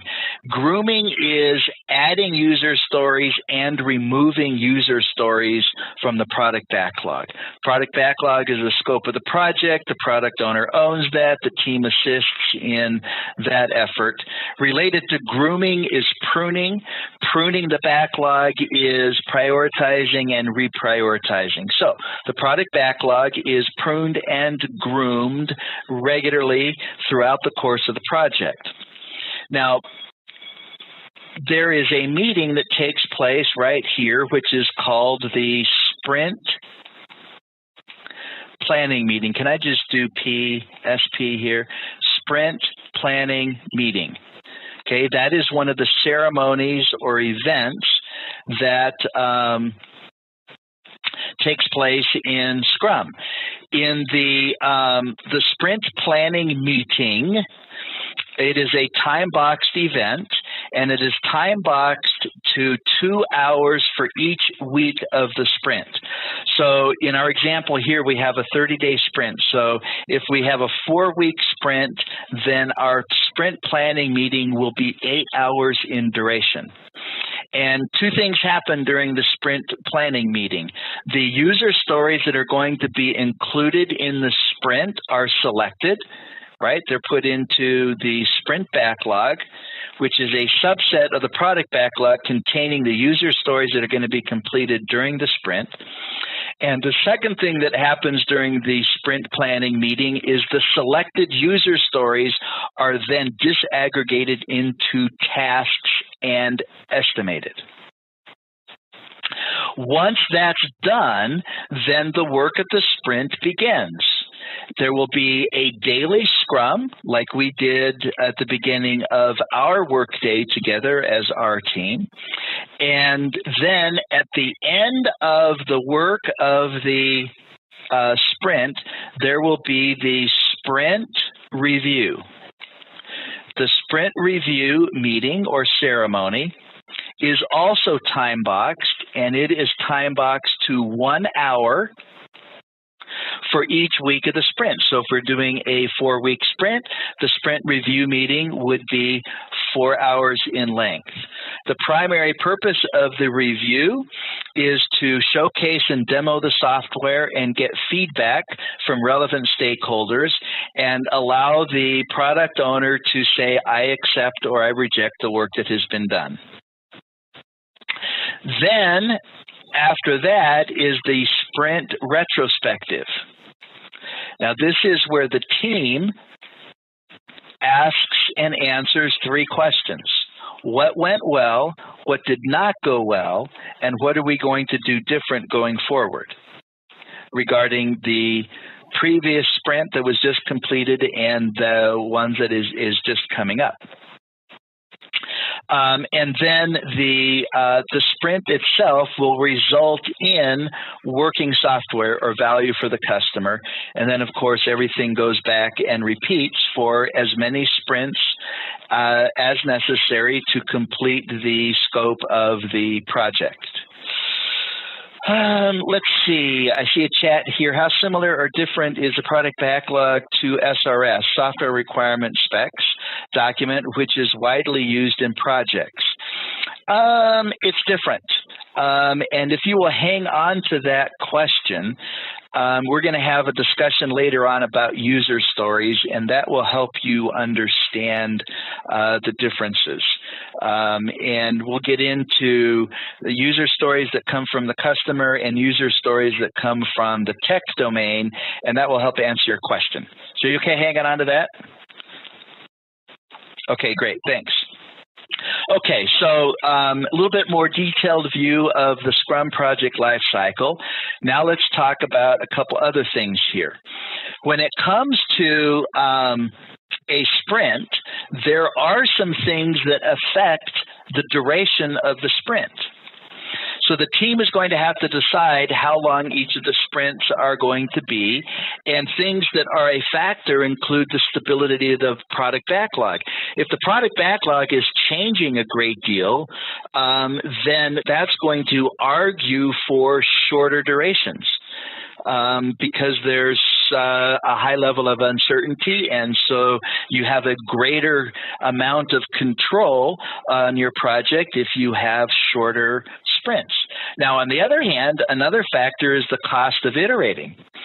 Every time we do a sprint, there are costs associated with the sprint planning meeting, the sprint review, the sprint retrospective, right? People show up to those meetings, you got to pay them, and excuse me. So there is an overhead cost to actually doing sprints. The goal of the sprint is working software. At the end product should be near releasable or potentially shippable. Now, there might be working software that the product owner isn't going to want to release, maybe because it, as a standalone component of working software for the system, doesn't create any value or any usability for end users, and maybe you wait till the end of a release before you release everything. But the idea is it's working software, and it could be released if the customer wanted to do that.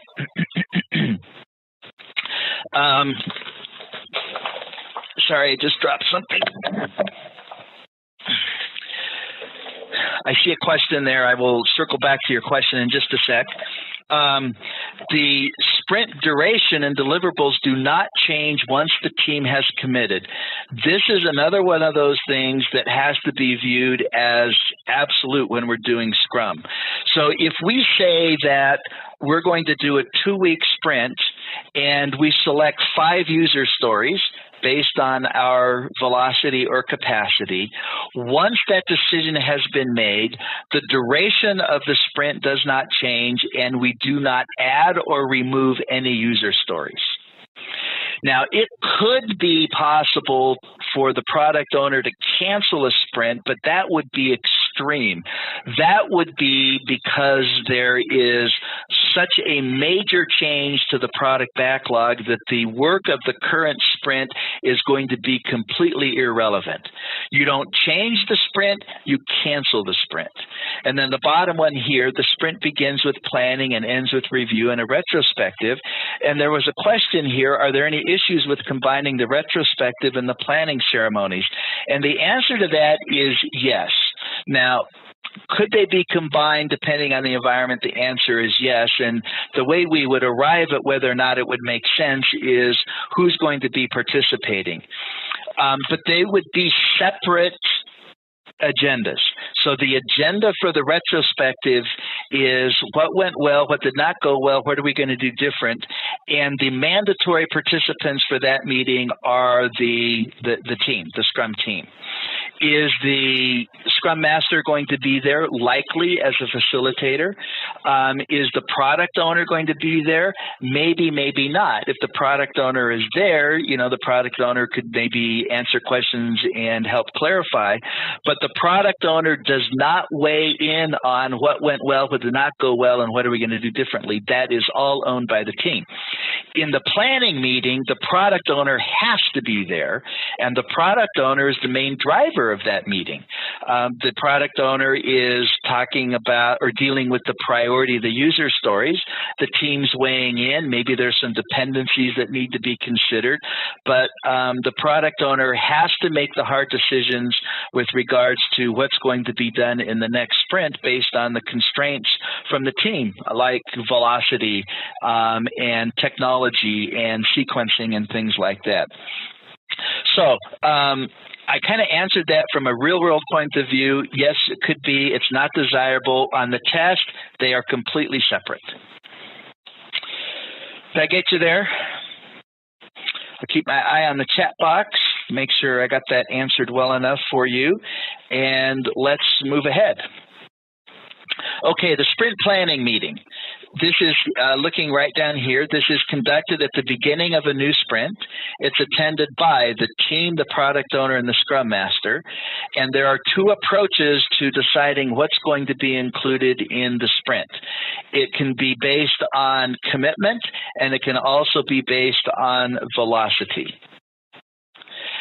And the goal here is to get team buy-in, make sure that there is clarity between the team and the product owner as to what the definition of done looks like for the user stories that are going to be included in the sprint.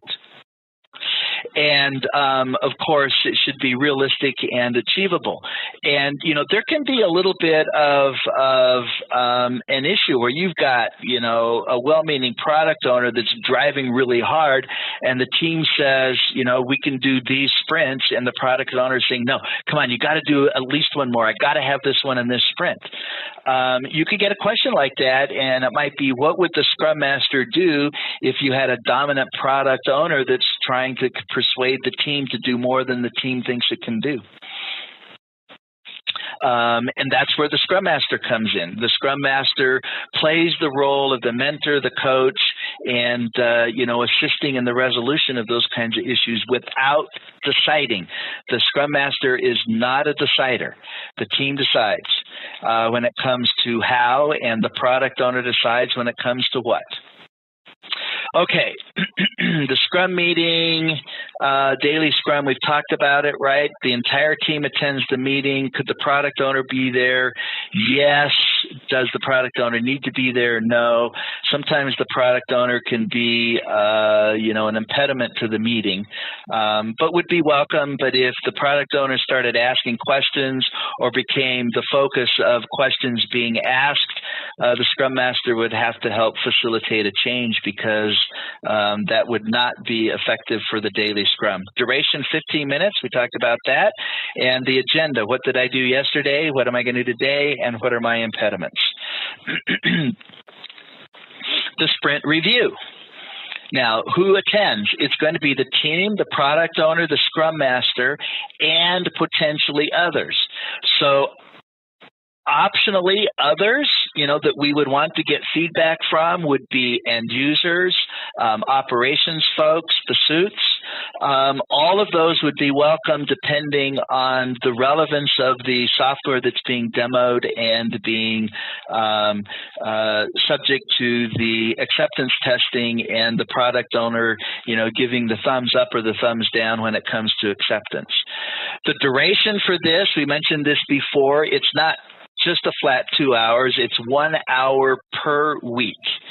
So if you did a 4-week sprint, you would plan on the review being a maximum of 4 hours in duration. The agenda is to demo the completed software, get feedback, and then see where we are when it comes to the release plan. The retrospective, who is there? It's attended by the team. And I would modify this slightly, and I would say this is the mandatory group that needs to be there. Optionally, the Scrum Master would be there. Potentially, you could have an external facilitator. The role of the Scrum Master would be the facilitator. Now, a good Scrum Master, being a facilitator in a retrospective, would have some knowledge of control charts, the 5 whys, Ishikawa diagrams, things like that. And although the Scrum Master would not be participating in the actual use of the tools, the Scrum Master would be facilitating the effective use of those tools. When it comes to duration, the rule is 45 minutes for each week. Ooh, that was a good 4. That was kind of a lousy 5. So if you had a 2-week sprint, then you would have an hour and a half retrospective max. And what's the purpose? There's the agenda for the retrospective, 3 questions. What worked well? What did not go well? What are we going to do different? And it's not just a chat session. Well, that would be part of it. You will use tools and techniques, like some that I mentioned, control charts, Ishikawa diagrams, 5 whys. There's a number of things that you might use in order to surface assignable causes for issues so that we could then come up with a resolution to those. This is where continuous improvement is going to happen. Continuous improvement is the result of other things, but this is the main thing. And if you were to get a question about the relevance or the necessity of retrospectives, there is no equivocation. You do a retrospective after every sprint. If you don't do a then there's no improvement. Things just stay static. Okay, so we talked about the 4 main ceremonies, right, in a Scrum project. Sprint planning, you with me? Daily stand-up, the sprint review, and then the sprint retrospective. All considered mandatory for effectively doing Scrum. And not doing them or one of them would be considered a fail. Okay, artifacts that we use when it comes to Scrum. We've talked about the product backlog. We talked about the sprint backlog. There's also a release backlog. Depending on the size of the project, it might be advisable to group user stories into releases. If you have a product roadmap, your releases would line up for that. For example, I've got a real-life project that I'm working on, and my product roadmap is got 3 versions. It's a website. The first version is free. The second version includes a membership component, and the third version includes a referral commission portion to it. And so I will then do 3 releases. I'll have all the user stories that will result in version 1, all the user stories that result in version 2. So that's what the release backlog is. And so if you look at it in sequence, the product backlog is the overall scope of the project. The release backlog is a subset of the product backlog, and then the sprint backlog would be a subset of the release backlog. The product backlog might look something like this. It's a list of user stories that are written by the product owner and are going to be developed by the team members. And we had a product backlog for the thing that we did this morning, right? So here's another example of a product backlog. This is more of a list. It just has the title. There would be a user story card for each of the items in the product backlog. But the idea would be it would be prioritized. There could be user stories that are added or removed depending on what the product owner wants. Product owner owns the product backlog. That's a given. Does the product owner create all the user stories for the product backlog in isolation? No, absolutely not, because there are technical considerations that the product owner might not even consider. The product owner's perspective is more the customer side, the end user side, and so the product owner might not even think of things like security or architecture-related things, and there might even be user stories that come from the technical domain that need to be developed before some of the product owner's user stories. Another artifact is the definition of done. The definition of done is primarily a checklist. And this is what forms the agreement between the product owner and the team as to when we consider something completely done. And if we look down here, it's I'm looking for my cursor. It says here, it's usually prepared by the Scrum Master in consultation with the team. That is, I would modify this slightly. The definition of done is really driven by the team. The Scrum Master is never a decision maker. If you have a Scrum Master that's saying we have to have this in the definition of done, then that's an infringement on the empowerment of the team. I agree that the Scrum Master is a part of the effort to develop the definition of done, but I would kind of flip that. The Scrum Master is the facilitator. It's the team that still owns that. So now, is the product owner involved in this? Absolutely, because the product owner is involved in defining the story and what a fully implemented story looks like. So here's a list, a short list of what a definition of done could look like. The story has been fully implemented or the code completed as described. Automated unit tests have been developed with at least 80% code coverage. It could be more than that. This is just an example. Automated unit tests and acceptance tests of the story are passing. No severity, has 1 or 2 defects. And then high priority test cases have been automated and added to the regression suite. The definition of done, we point out, is likely to evolve as the team's maturity increases as the project advances. There are 3 distinct roles in Scrum: the Scrum Master, the Product Owner, and the Development Team. The Scrum Master assists both the Development Team and the Product Owner. The Scrum Master works with the Product Owner to maximize return on investment. The Scrum Master empowers the development team by fostering creativity, removing impediments, and coaching and mentoring as appropriate. The Product Owner is responsible for project success by defining the project vision, requirements, and priorities. The product owner has to resist the temptation to manage the team or add more important work after a sprint has begun. The product owner has to be willing to make the hard choices during sprint planning. The development team is comprised of 5 to 9 members with a mix of roles and has the autonomy to self-organize and choose how best to meet the goals of the product owner and is responsible for the same. A Scrum Master is a skilled servant leader. A Scrum Master has very little formal authority.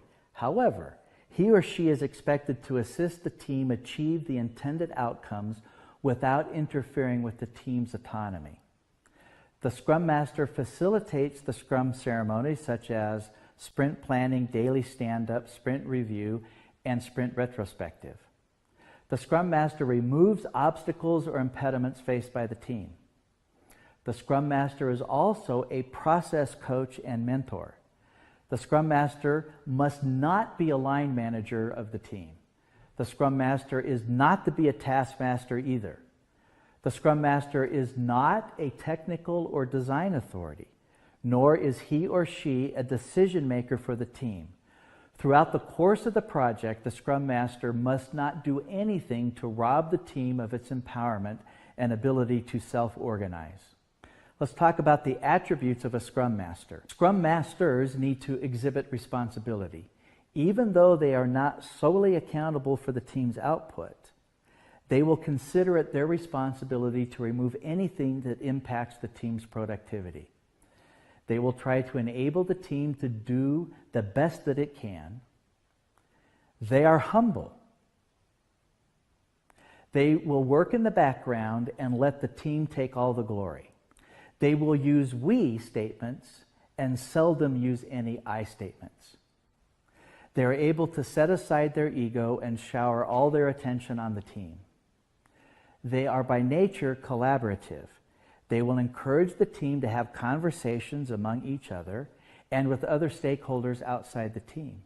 They will nudge all the right people into getting involved and work together in trying to solve problems. They are committed to the team cause.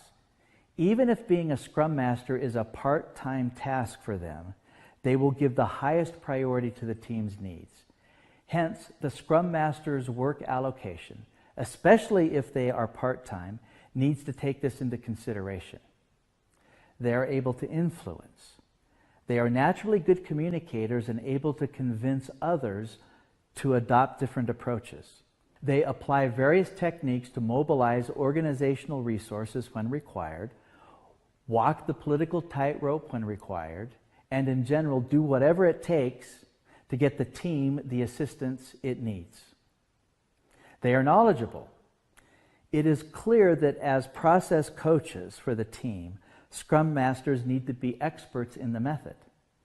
They may not be the technical or domain experts. However, they are knowledgeable enough to be able to have productive conversations about the project being done by the team. Tasks for the Scrum Master. The Scrum Master is a crucial role, and it is important for you to be able to be clear about exactly how the Scrum Master serves the team. Scrum Masters are servant leaders. This means that they put the team before themselves and assist the team. For example, they set up and ensure that the Scrum ceremonies are effectively carried out. They ensure that there is smooth flow of information within and outside the team, and that there is a spirit of collaboration in decision-making and problem-solving. Scrum Masters must make it their mission to resolve issues that hinder team progress. It doesn't matter what the nature of the issue is. A Scrum Master needs to mobilize the right resources within the organization to resolve those issues in a timely manner and escalate promptly if that does not happen. We need to understand that in the short duration of a sprint, even a few hours of being stuck can make the difference between a successful and unsuccessful sprint. Scrum Masters protect the team. They ensure that the team is not disturbed or asked to deviate from their commitments.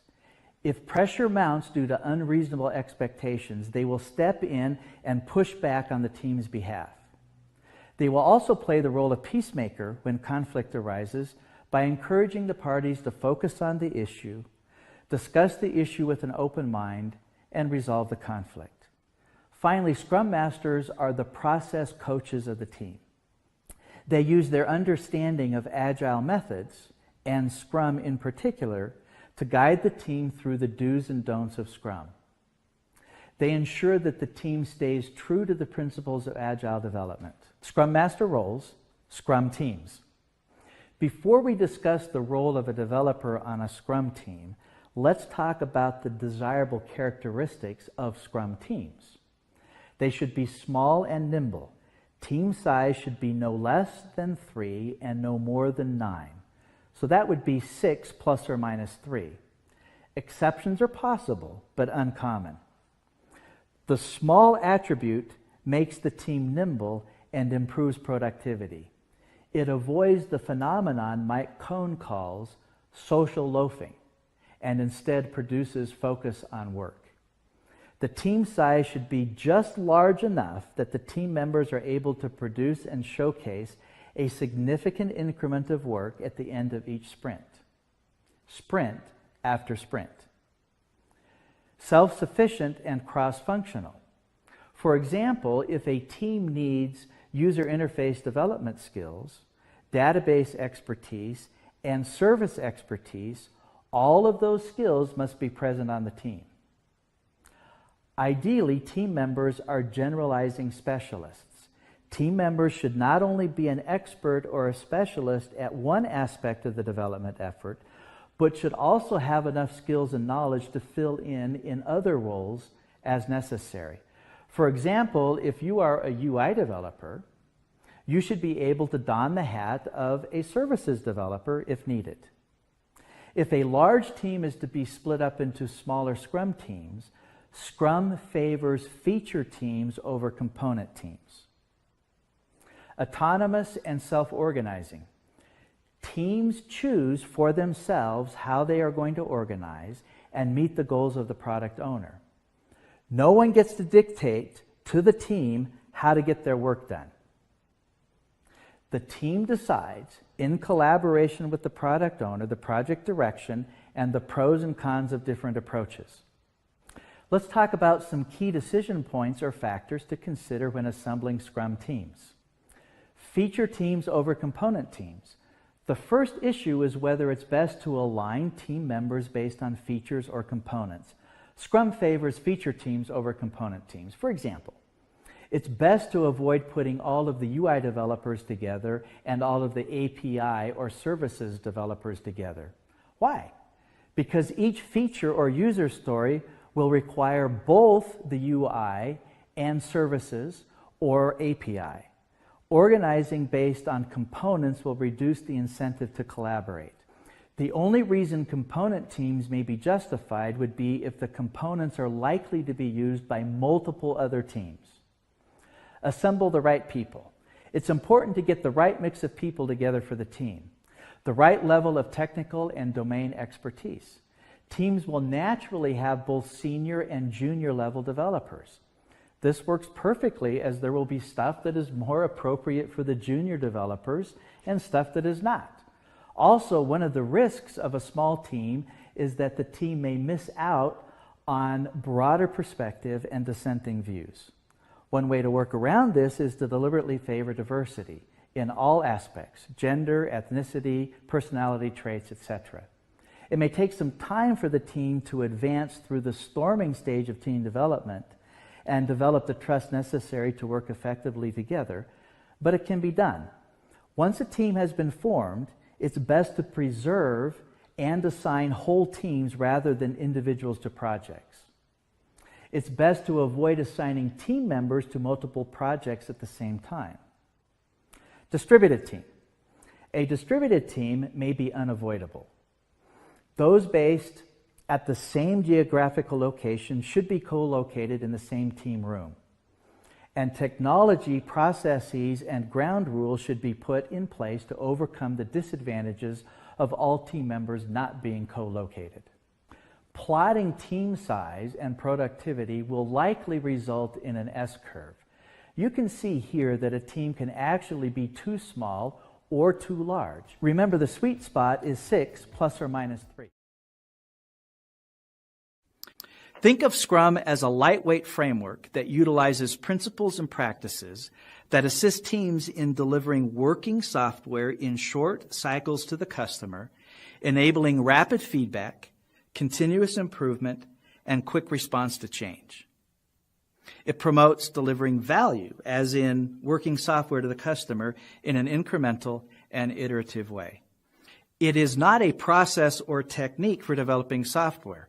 Rather, it is a framework within which various processes, techniques, and practices are employed. In Scrum, the iterations that deliver working software to the customer are called sprints. In each iteration, or sprint, results in potentially shippable software. This slide is a graphical representation of an Agile project using Scrum. Starting at the left, you can see that the product owner owns the product backlog and in collaboration with the team develops the user stories or requirements for the project. The product backlog is prioritized, with the higher priority items occupying the top of the product backlog. In collaboration with the product owner, the team decides how to group the user stories into releases based on the product roadmap. Once the release planning has been completed, the user stories are then selected for a sprint. The duration of the sprint is going to be 2 to 4 weeks. Once the sprint backlog has been determined, the team then disaggregates each user story into tasks. During each sprint, the user stories are developed. As the code is written, it is integrated into the system, and daily scrums are held. At the end of a sprint, there is a sprint review where the working software is demonstrated and presented to the customer for acceptance. The team then conducts a sprint retrospective. During the retrospective, the team looks at primarily 3 things: what went well, what did not go well, and what should be done differently going forward. The team's velocity is then updated, as are the information radiators, which transparently display the status and progress of the project, and then the cycle repeats itself until the project is complete. A sprint is an iteration in Scrum. At the beginning of a project, the Scrum team determines the duration of sprints for the project. Most sprints are going to be 2 to 4 weeks in duration. Factors affecting sprint duration include the stability of the product backlog. Once a sprint has begun, the duration is never changed, nor are any user stories added or removed. Therefore, if many changes are expected, a shorter sprint duration would be best. However, if the product backlog is relatively stable, a longer sprint duration may be appropriate. Overhead. There are overhead costs associated with each sprint. For example, every sprint is going to have a sprint planning meeting, a sprint review, and a sprint retrospective. If a team has been able to lower these overhead costs by automated testing, continuous integration, etc., these costs can be absorbed more easily, making shorter sprints more desirable. However, if these overhead costs remain high, the team may need to use longer duration sprints. A team may be tempted to extend the duration of sprints in an effort to hide their inefficiencies. Remember, Agile projects favor shorter duration sprints, and it is the Scrum Master's responsibility to coach and mentor the team so it can reduce waste, irregularities, and overuse and make the sprint shorter. The goal of a sprint is to deliver working software. At the conclusion of each sprint, the team should be able to deliver near-releasable or potentially shippable software. This is not easy, especially for an existing product with a lot of legacy features, but it can be done with the right technical practices and mature development processes. Once the sprint duration has been determined and the user stories for the sprint have been selected, the duration of the sprint cannot be altered, nor can any user stories be added or removed. The sprint will end at the appointed time, irrespective of whether the team has met the sprint goals or not. This allows for effective continuous improvement. If the team is unable to deliver the working software as planned, the The team will have to figure out why that happened and then make changes to improve going forward. The product owner may choose to cancel or terminate a sprint in specific situations. For example, a significant change in priorities or a mid-course correction may render the current sprint backlog invalid. Given that we are only talking about a couple of weeks of work, the cancellation of a sprint would be an extremely rare event. A sprint will begin with a sprint planning meeting and end with a sprint review and retrospective. There are 3 backlogs used in Scrum: the product backlog, the release backlog, and the sprint backlog. The product backlog is the master container of all the user stories for the project. The product backlog is continually pruned or prioritized so that maximum value is delivered to the customer. The release backlog is a subset of the product backlog. Releases support the product roadmap, and each release is populated with user stories necessary for that release. The sprint backlog is a subset of the release backlog and contains the user stories to be developed in the sprint. As we said, the product backlog contains the user stories for the entire project, and it is the responsibility of the product owner. User stories are features, functions, or requirements that deliver value to the customer. However, the product backlog will also have to contain technical or non-functional user stories necessary for the system to work properly. The product backlog may also include risk or defect-related user stories. The product owner is responsible for keeping the product backlog current and up to date. This is accomplished by pruning the backlog, which is prioritizing and reprioritizing. The product backlog must also be continually groomed. This is the process of adding and removing user stories based on the needs and desires of the customer. There are 4 Scrum ceremonies: the sprint planning meeting, the daily Scrum, the sprint review, and the sprint retrospective. Let's take a detailed look at each of these ceremonies. The sprint planning meeting is time-boxed at 2 hours for each week of the sprint. If the sprint is going to be 2 weeks in duration, then the time box will be 4 hours. If the sprint is going to be 4 weeks in duration, then the time box for the sprint planning meeting will be 8 hours. It should be attended by the complete Scrum team, including all roles. The most important aspects of this meeting are the team's capacity and the definition of done. There are 2 approaches to selecting user stories for a sprint. One is based on the velocity of the team. The other is commitment-driven. Team buy-in is critical, and the goals of the sprint should be clearly understood, and the desired outcomes should be clearly articulated with the definition of done. Then there's the daily Scrum. The time box for the daily Scrum is 15 minutes, regardless of the duration of the sprint length. The entire Scrum team, including all roles, should attend the daily Scrum. Each development team member individually answers 3 questions. What did I do yesterday?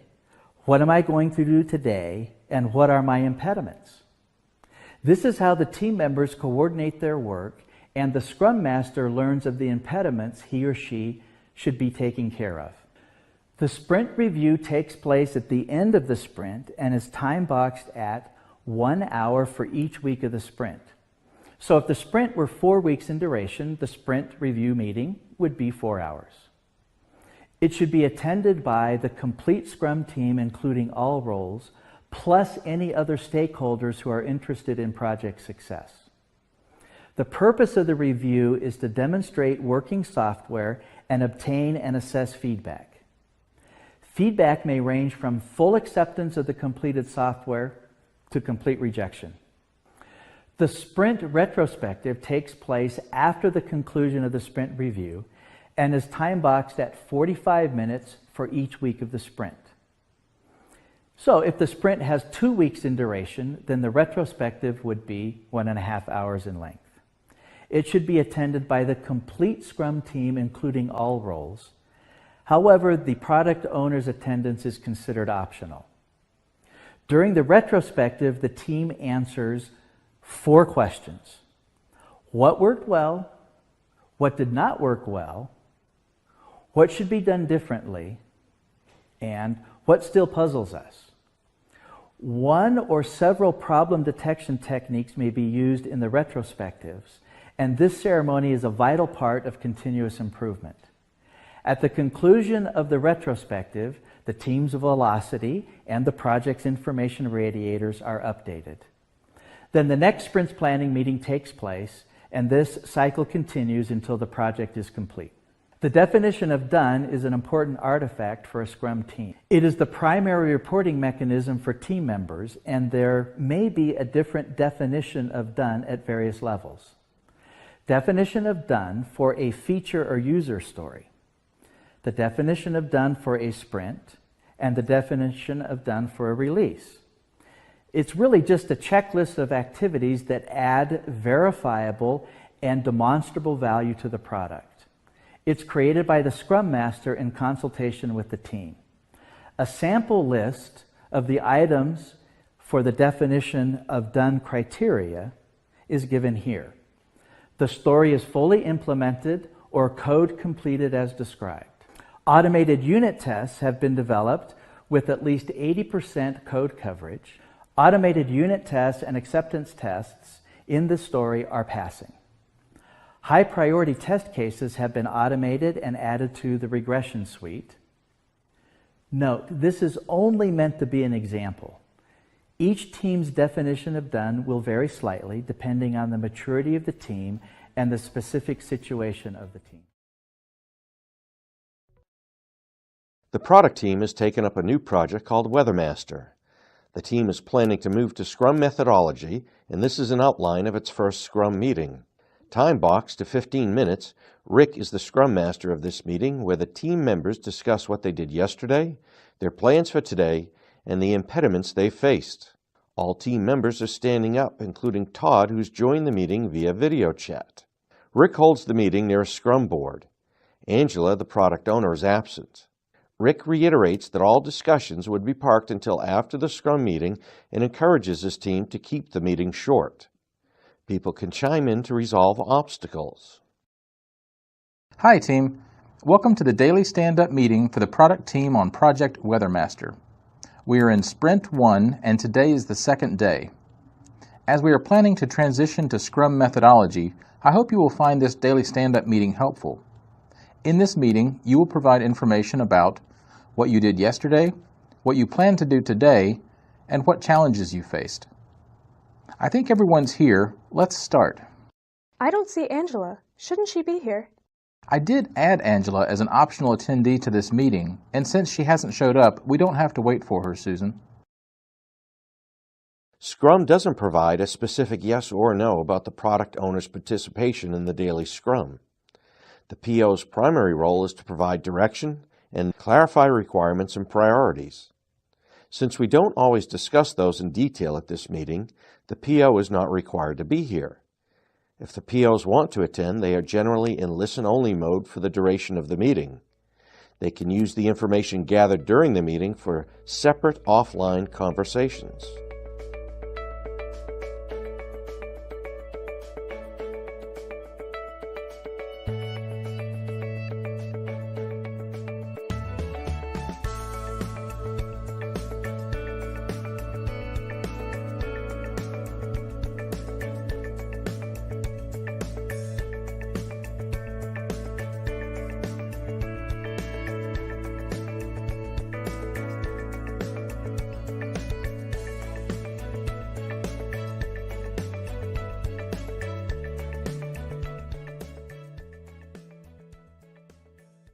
What about Todd?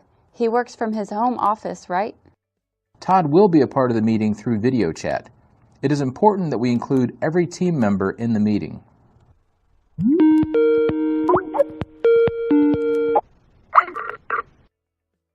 Hi Todd, how are you? I'm fine, thanks. Am I audible? Yes, Todd. Team, let's all stand up for the meeting.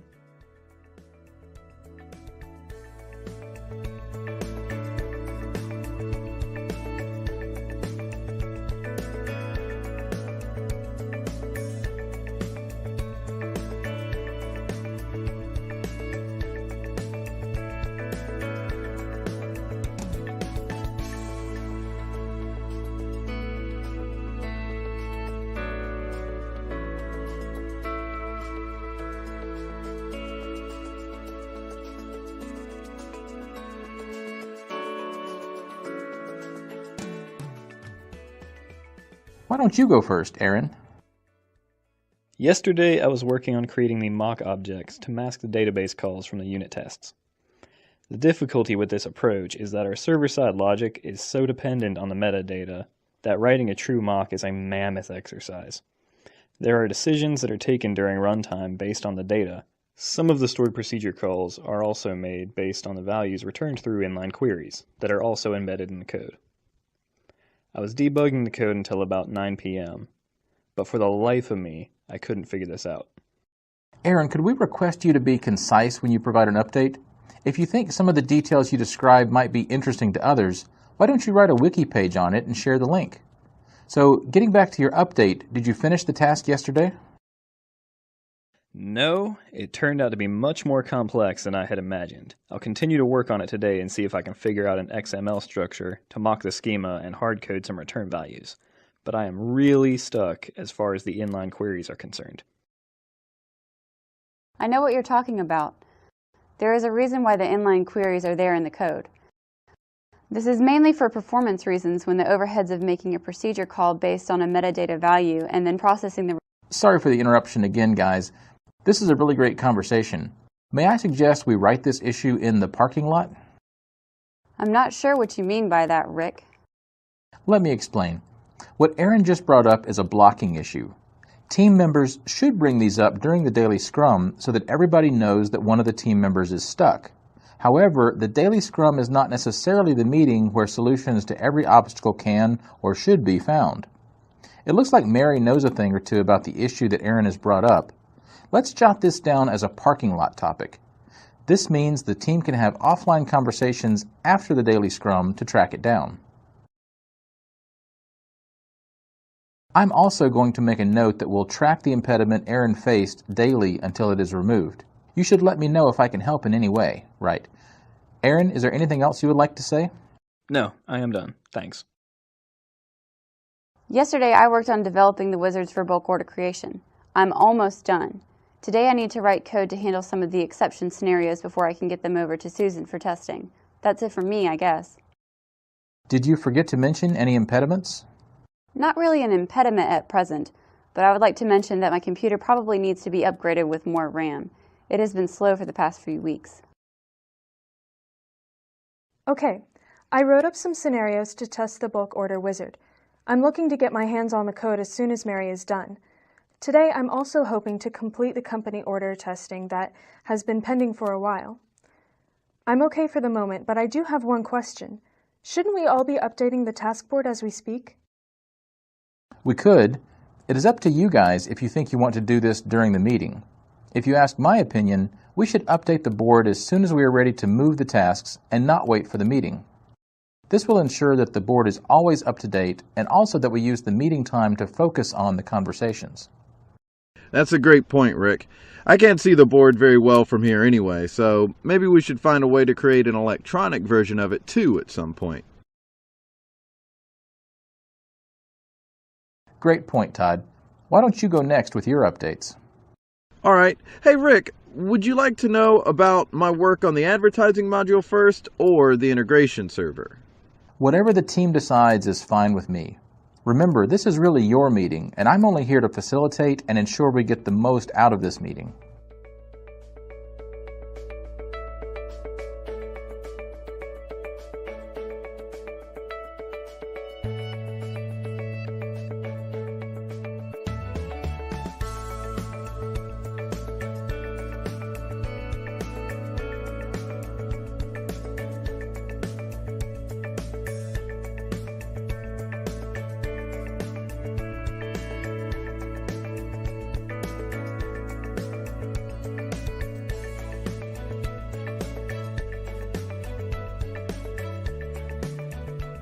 Alright then, I guess I'll start with the integration server. I would like to inform everybody that I managed to set up the integration server that we can use as a sandbox to test the code before checking it in source control. I'll send everybody a link with some instructions and credentials. I have also started looking at the stories for the advertising module. It looks like there are a lot of open statements in the stories that I don't really understand. I guess I should have been paying more attention during the sprint planning. I really need to have a conversation with Angela about this. That is my main impediment right now. I sent her an email but haven't received a response yet. I don't have anything new to add today. I'm almost through with setting up our project on the freeware tool that I downloaded yesterday. I'll show you guys a demo in the meeting I set up later today. I'll try to chase down some of these parking lot items. Anything else before we close the meeting? All right, that's it for today. Have a great day. Do you have a moment to chat about the inline queries real quick? The purpose of a Scrum meeting is to keep the team members updated and resolve any impediments. It's an ideal way to kickstart the day on a positive note. The Scrum Master reinforces the sense of the self-managing team, facilitates communication between team members, brings the team's focus back to what's important, and supports improvement. So before we dive into the differences between Scrum and Kanban, let's have a look at what exactly Scrum is.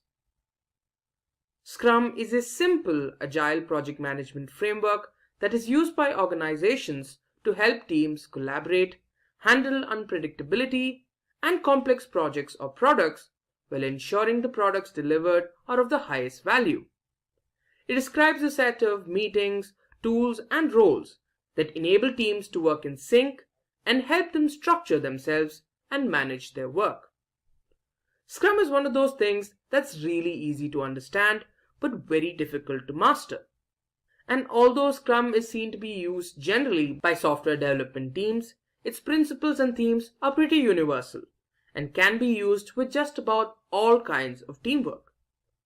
With Scrum, teams are able to learn from their experiences, what worked out, what didn't, and things like that.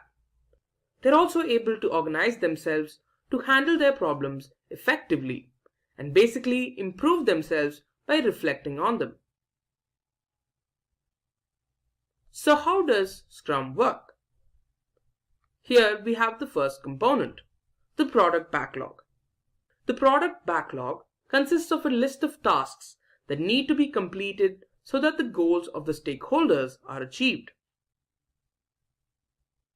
Then the team decides what tasks from the product backlog they want to take up and deliver in a 2 to 4 week period called sprint, hence the name sprint planning.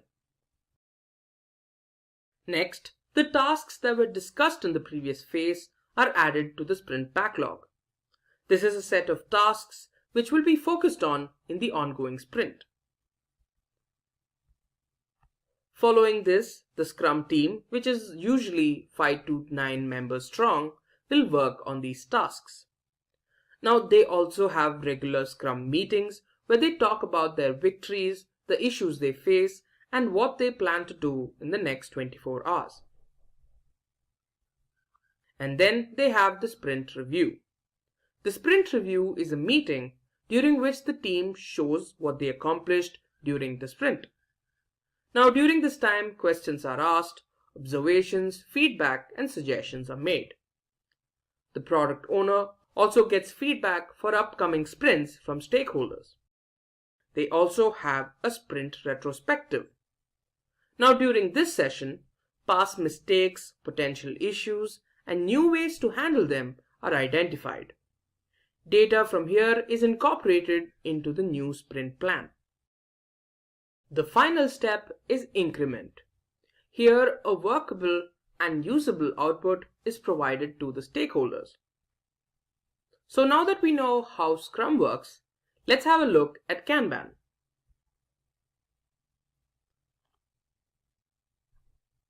Kanban comes from the Japanese word kanban, which literally means signboard.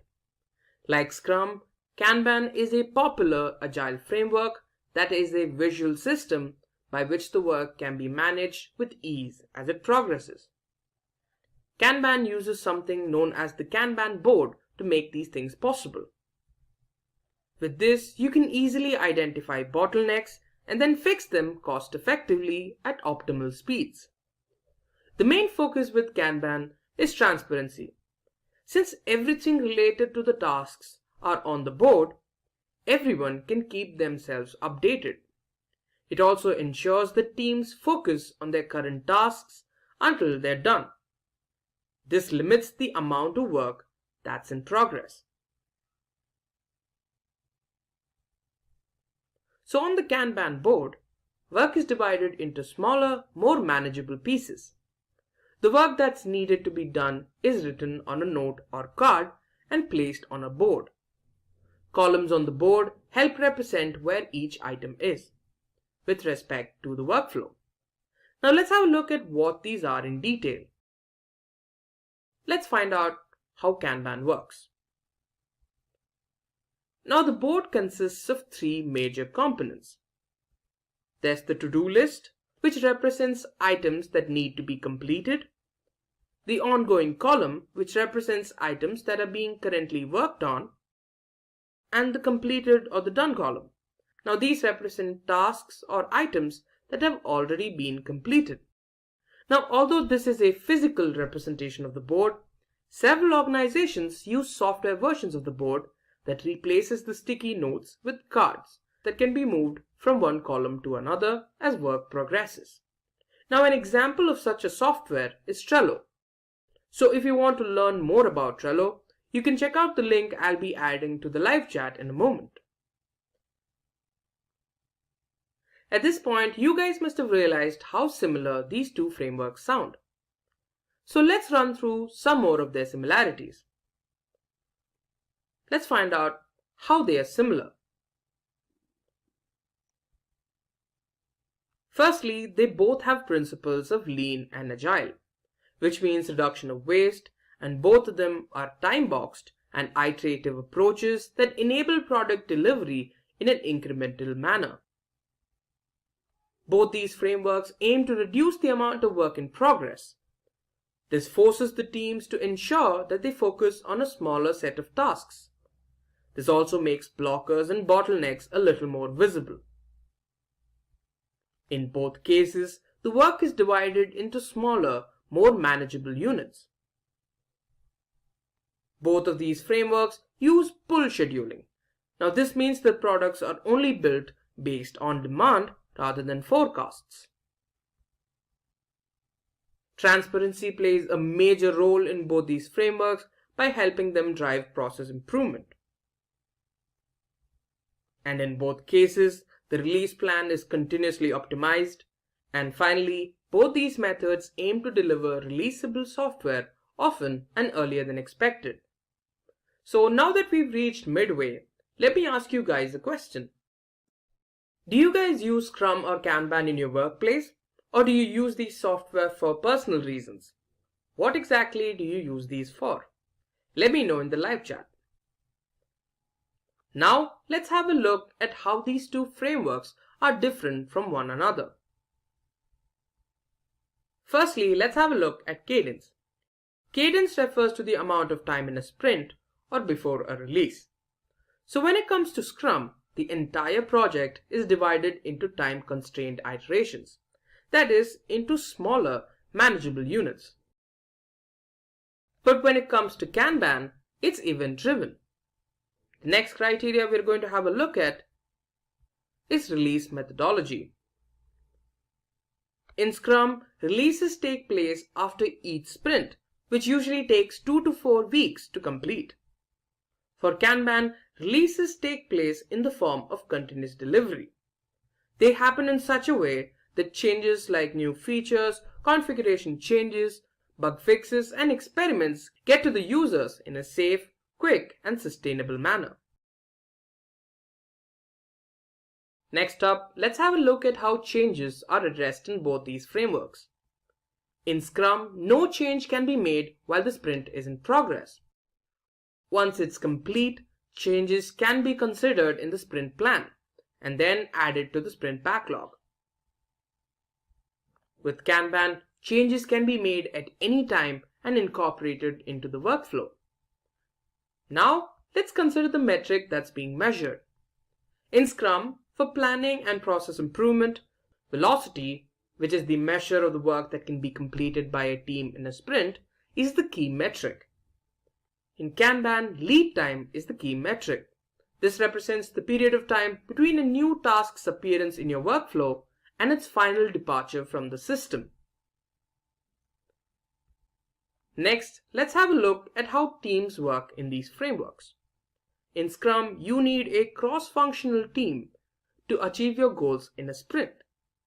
In Kanban, cross-functional teams are optional, but specialized teams that focus on particular aspects of the workflow are required.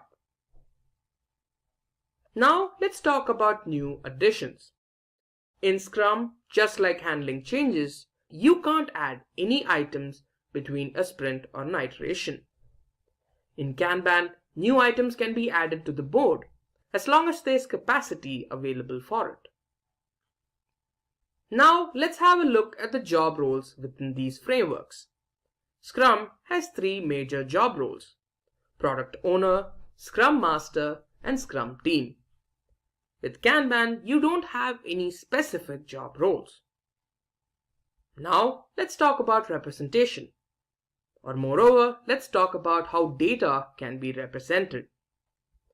With Scrum, the board needs to be reset once a particular sprint is complete.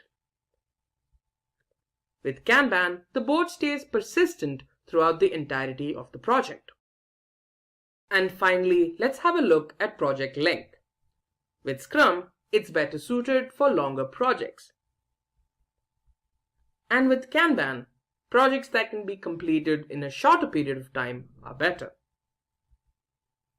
So which one should you choose? Now, selecting from these two methods is mainly based on the requirements of the team. Do you expect your project to be shorter? Do you want to make changes at any time? You don't want to set up job-specific roles? Then Kanban is the framework for you. Or do you want a long-running project with different job roles and involving cross-functional teams? Scrum is the answer for you. Based on the differences we discussed on the last topic, you can make an informed decision. Now, let's have a look at some of the popular companies around the world that employ both these frameworks. Some of the companies that have successfully implemented Scrum are Facebook, General Electronics, and Adobe. Companies that have implemented Kanban are Siemens, BBC, and SAP. If getting your learning started is half the battle, what if you could do that for free? Visit SkillUp by Simplilearn. Click on the link in the description to know more. So as part of this tutorial, we are going to understand the typical interview questions which would come across when someone faces the interview for any of the roles in the Scrum. So question number 1, what is Scrum? So Scrum is a framework that enables teams to work together. So with Scrum, teams can learn from experiences, self-organize, working on problems, to reflect on their victories and their losses to improve. So this is a simple framework which will provide a better ability and methodology. One can able to handle it better. So Scrum is very well defined, articulated, and this provides a better insights, and capabilities building exercise is very easier, and roles are well defined. So define the roles in Scrum. So what are the typical roles we come across in Scrum? So one of the roles we come across is product owner. So product owner is primarily responsible for maximizing the ROI by determining the product features, prioritizing it into a list, what needs to be focused on for the next sprint, and constantly reprioritizing and refining it. So what happens is, whenever we may require to deliver, it is very important for us to have the requirements clear. What requirements needs to be fulfilled? To fulfill that requirements, the products what is produced should have specific features and functionalities. So product owner will have the list of features and functionalities which needs to be created when product comes out as a result of a project. So product owner owns this, primarily responsible to ensure these list of features are identified and those are prioritized as required. So next role we can think of is Scrum Master, who helps teams learn and apply Scrum to obtain business value. So Scrum Master helps removing impediments. Impediment is anything which can stop things to flow smoothly.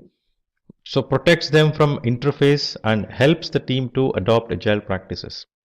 Now Scrum is one of the methodologies for agile approaches and practices. Now remember, The term agile itself is not a practice. It refers to indicate that move faster, become flexible, respond to change, be flexible. Now, Scrum methodology, especially Scrum Master, should understand this dynamics and ensure the team understands this, and Scrum Master should guide the team to adopt these methodologies and ensure the results are accomplished accordingly. So next role is Scrum team. So Scrum team is a group of individuals who work together to deliver the requirements of the stakeholders. So Scrum team is generally of the size like 5 plus or minus 2 who are self-organizing. So various different capabilities the Scrum team members would have. So each of their capabilities complement to accomplish the results required. So question number 3, what are the responsibilities of the Scrum team? So Scrum team is self-organizing, as I mentioned earlier. So it is a self-organizing team that has 5 to 7 members, and the responsibilities would include the development and delivery of working products during each sprint. Now we are seeing the new terminology sprint. So what is the meaning of this sprint? Now sprint refers to an iteration, a time-boxed iteration which will have a specific deliverables to be accomplished as part of it. So self-organizing team takes that specific working piece, what needs to be delivered. So that is a sprint backlog, we call it as. So from the product backlog, the features, functionalities which needs to be delivered as part of this specific iteration called sprint, time boxed iteration, and those sprint backlog items are delivered. The output of that sprint would be the features, what is being taken, is a working piece, working product. So to demonstrate ownership and transparency for work assigned to them. So they own it, the entire thing assigned to them, there should be ownership. So ensuring the success of daily Scrum meeting by providing crisp and correct information. So Scrum has one event, there are 5 events basically. So one of the events which happens daily is daily Scrum meeting, where the team comes up with Scrum Master. So they would speak about what is that they have accomplished from the previous stand-up to till now. Is there anything which is stopping them to move forward? So giving the crisp updates, specific summary updates, so that Scrum Master understands the status. So any specific changes or any specific support which are required, Scrum Master would discuss separately with those individuals and get it done. So it should be minimum 15 minutes meeting when we say daily stand-up meeting. So Scrum team collaborate with each of the team members, they work together and they self-organize. So next question, the differentiate between Agile and Scrum. Now it is very essential to understand the terminology's differences. So if we just end up with looking at wrong understanding of each of the terminologies, then explaining will become difficult. So what does it mean by Agile and what it is when it comes to the terminology called Scrum? The term Agile refers to ability to move quickly and easily by becoming more flexible and adaptable. This is what the meaning which gets associated with the term Agile. So many times I have seen people answering Agile is a methodology, Agile is a iterative and increment methodology.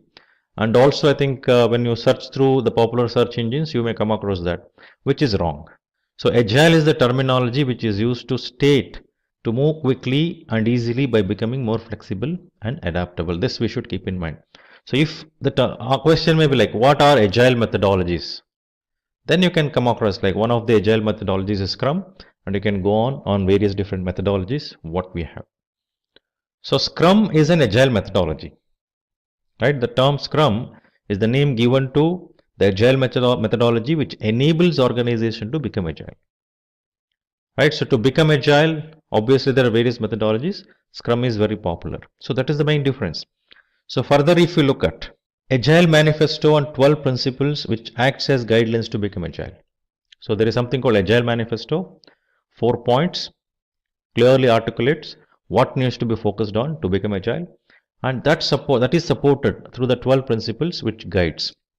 So Scrum is used in projects where requirements are constantly changing, means I want to become Agile, so I adopt Scrum. So this definitely has to align to Agile Manifesto and take the guidelines, whatever is mentioned in 12 principles of Agile Manifesto. Then looking at leadership perspective, roles perspective. So Manifesto mentions the required collaboration, interactions to become Agile. Whereas Scrum defines the roles like the Scrum Master, the product owner, the self-organizing teams, which is cross-functional self-organizing team. So these are the main three roles which Scrum defines. Now generally when we say projects, we come across the role like project manager. So do we see such project managers in Scrum? Answer is no, because the Scrum Master who engages with the team regularly, more than management, they focus on doing facilitating role to the Scrum teams so that things can be delivered the way it is required and more flexibility is given to the team to take the calls to accomplish the results. So Scrum Master facilitates, whereas the product owner, as I mentioned earlier, looks at the product backlog and prioritizes and provides what are the features, functionalities needs to be created in the next iterations. So speaking about flexibility, definitely Agile Manifesto mentions the required focus on working software and focusing on changes. So that's the focus, the direction, what it provides. So Scrum approaches enables teams to react to changes quickly. The Scrum methodology is made such a way that team understanding that can able to react, and those changes and modifications are made visible to the team. So delivery perspective, manifesto provides necessary guidelines on frequent delivery of product or software. So Scrum with time boxed iterations called sprints builds, delivers to the users regularly and upheld agile principles. That is very important. So delivery here is as per the user's requirement, as per the customer requirements, because customer, when we want to become agile, customer has to involve very closely, stakeholder has to collaborate. Without that, you cannot become agile. So next point is about collaboration. Agile Manifesto stresses on individual interactions and customer collaborations. So based on this, if you look at in the Scrum, how are they demonstrating this? So there are various events which happens in Scrum. So as I mentioned earlier, we have daily stand-up meetings and other Scrum events like sprint retrospective, sprint reviews, daily stand-up meetings, which happens like sprint planning, which happens regularly. So it becomes a reason for collaboration and everyone to discuss and take the call. So question number 5, what are the main artifacts of the Scrum process? Now product backlog, so which consists of list of new features, changes, which are organization is looking for to bring into the existing features, changes to the existing features, bug fixes, changes to the infrastructure and several other activities to ensure a particular outcome. So product backlog. So then we can speak about sprint backlog, a subset of product backlog. So the sprint backlog contains tasks that the team aims to complete to satisfy the sprint's goals. So set of product backlog things are taken, put into sprint backlog, and those are the features which are supposed to be produced as a result as part of that particular sprint. The team first identifies tasks from the product backlog that need to be delivered to achieve a goal. So these tasks are then added to the sprint backlog. So the team first identifies tasks from product backlog as per the priorities, the list which is prioritized in the product backlog, that is taken, put into sprint backlog, and then those are delivered. So next you can think about product increment. The product increment is the combination of all product backlog tasks completed in the sprint and the value of the increments of previous sprints. The outcome should be in the usable condition even if the product owner doesn't decide to release it. It is very important, each of the increments which comes out so needs to fulfill this. Now question number 6, how are the product and sprint backlog different from one another? Product backlog versus sprint backlog. Let us see a few differences. So product backlog is the list of items that needs to be completed for developing the product, which is the list of all the features, functionality, consolidated one. Whereas sprint backlog is the list of items to be completed during each sprint, which are taken from product backlog. The backlog, when it comes to product backlog, the backlog is collected from the customer by product owner and assigned to the team. Whereas in sprint backlog, the teams collects the backlog from the product owner and sets up the time frame for the sprint. So product backlog is specific to end goal, ultimate objective, whereas sprint backlog is specific to that sprint, specific iteration called sprint in Scrum. What is that we are going to produce as part of it? Product backlog is based on customer vision, whereas sprint backlog will vary based on the product vision defined by product owner. So prioritized list you take from there, product backlog. So product backlog is independent of sprint backlog, whereas sprint backlog is dependent on product backlog. Reason we know already, I explained. So this is the prioritized list of backlogs we take from product backlog and create this specific product as part of sprint, which become sprint backlog. So product backlog refers to until the project is complete, the product owner maintains the product backlog. Whereas sprint backlog, when it comes to sprint backlog, each new sprints as backlogs added by the team as each sprints are initiated. So next question, who is the Scrum Master and what does he or she do? So a Scrum Master promotes and supports the adoption of Scrum in the team. Scrum Master helps everyone to understand the theory, practices, rules and values in the Scrum. So Scrum Master is playing the role of facilitation, enablement, right? So Scrum Master ensures the team follows Scrum values, principles and practices, removes blockages that may hamper the progress of the project, protects the team from being distracted, ensuring the team delivers value during every sprint. So next question, what happens in daily stand-up sessions? So daily stand-up sessions are the discussion which are done daily that takes place and are usually 15 minutes in duration. The objective is to understand what went well, what tasks are completed from the last stand-up session, what tasks are pending, and the obstacles the team was facing. If at all any specific task is not accomplished for certain reasons, so what are stopping the team to accomplish that? That needs to be made visible. So that separate meeting can be held to discuss on that and do the necessary corrections by taking proper actions. So the objective of this daily stand-up meeting is to understand the overall scope and status of the project. Further, individual discussion can be taken up after the daily stand-up sessions. As I mentioned earlier, if you find something is not accomplished as per the plan, now how do we ensure that is corrected? And why is it happening? Is there any support is required by the team to focus on that? So something like that can be checked on. Question number 9, what is Scrum Ban? So Scrum Ban is a development methodology that is a combination of Scrum and Kanban. So this can be used to meet the needs of the team that aims to minimize the batching of work and to adopt a pull-based system. So Kanban is called as pull-based system. So which actually helps in terms of visualizing what work is in progress. And since it is a visualized system, it is visible to everyone. So it works in terms of making people become conscious to take that work and get it closed quickly. So it's also called pull system because work is pulled from that particular list. So when this Kanban approach or methodology or thought is applied in Scrum, we call it as Scrum Ban. So combination of this definitely helps in terms of making that entire journey successful and supports the Scrum methodology. So Scrum Ban includes the structure of Scrum along with the flexibility and visualization of Kanban. So Scrum Ban is used by the teams that need to be structure of Scrum, that has the structure of Scrum and the flexibility of a flow-based method like Kanban. So question number 10, what is Sprint Zero and Spike? So the term Sprint Zero refers to the short amount of effort put for creation of vision, a rough skeleton of the product backlog.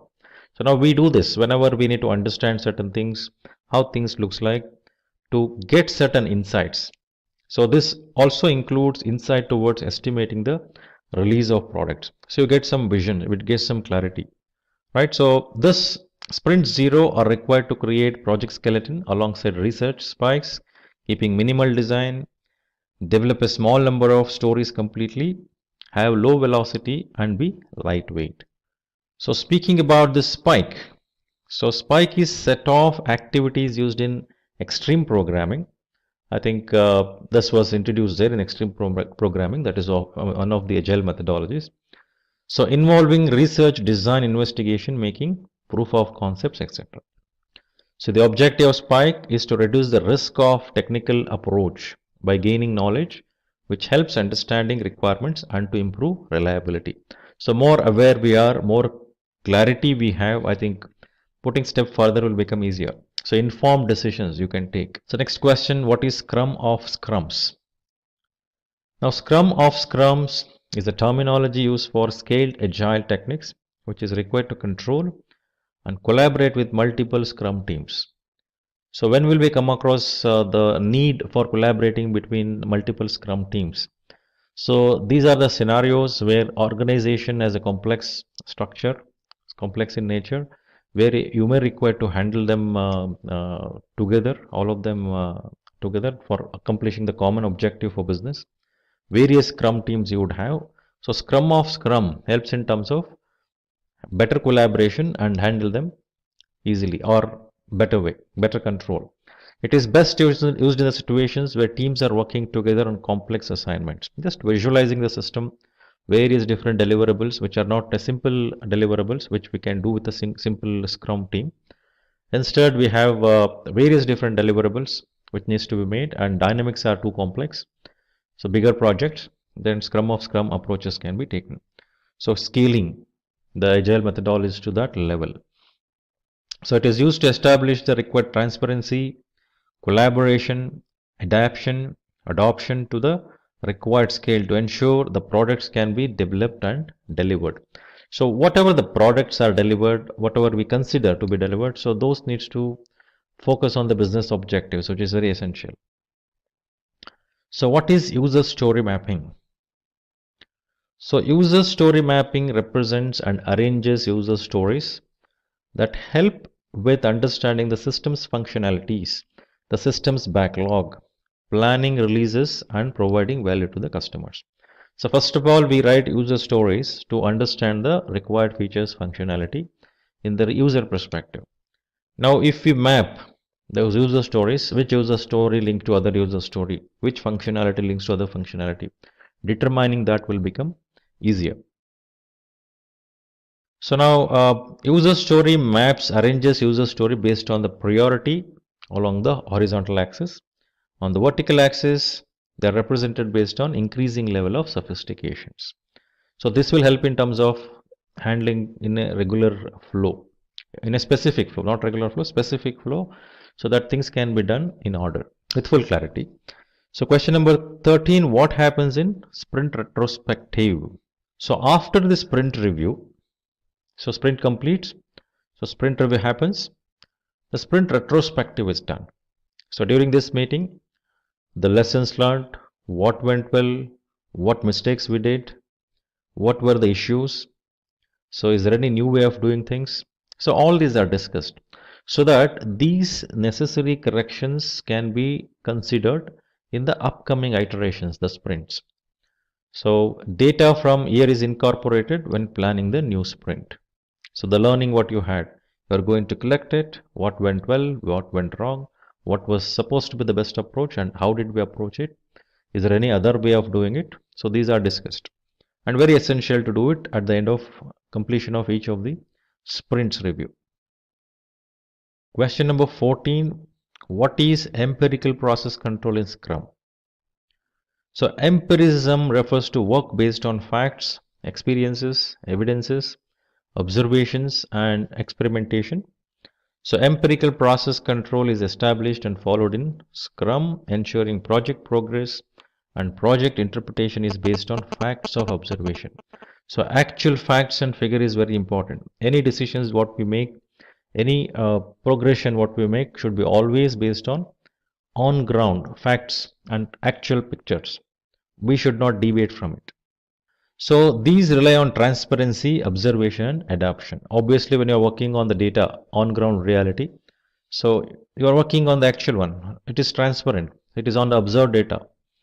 The mindset of the team and the shift required in the thought process and culture are very essential to accomplish the agility required by organization.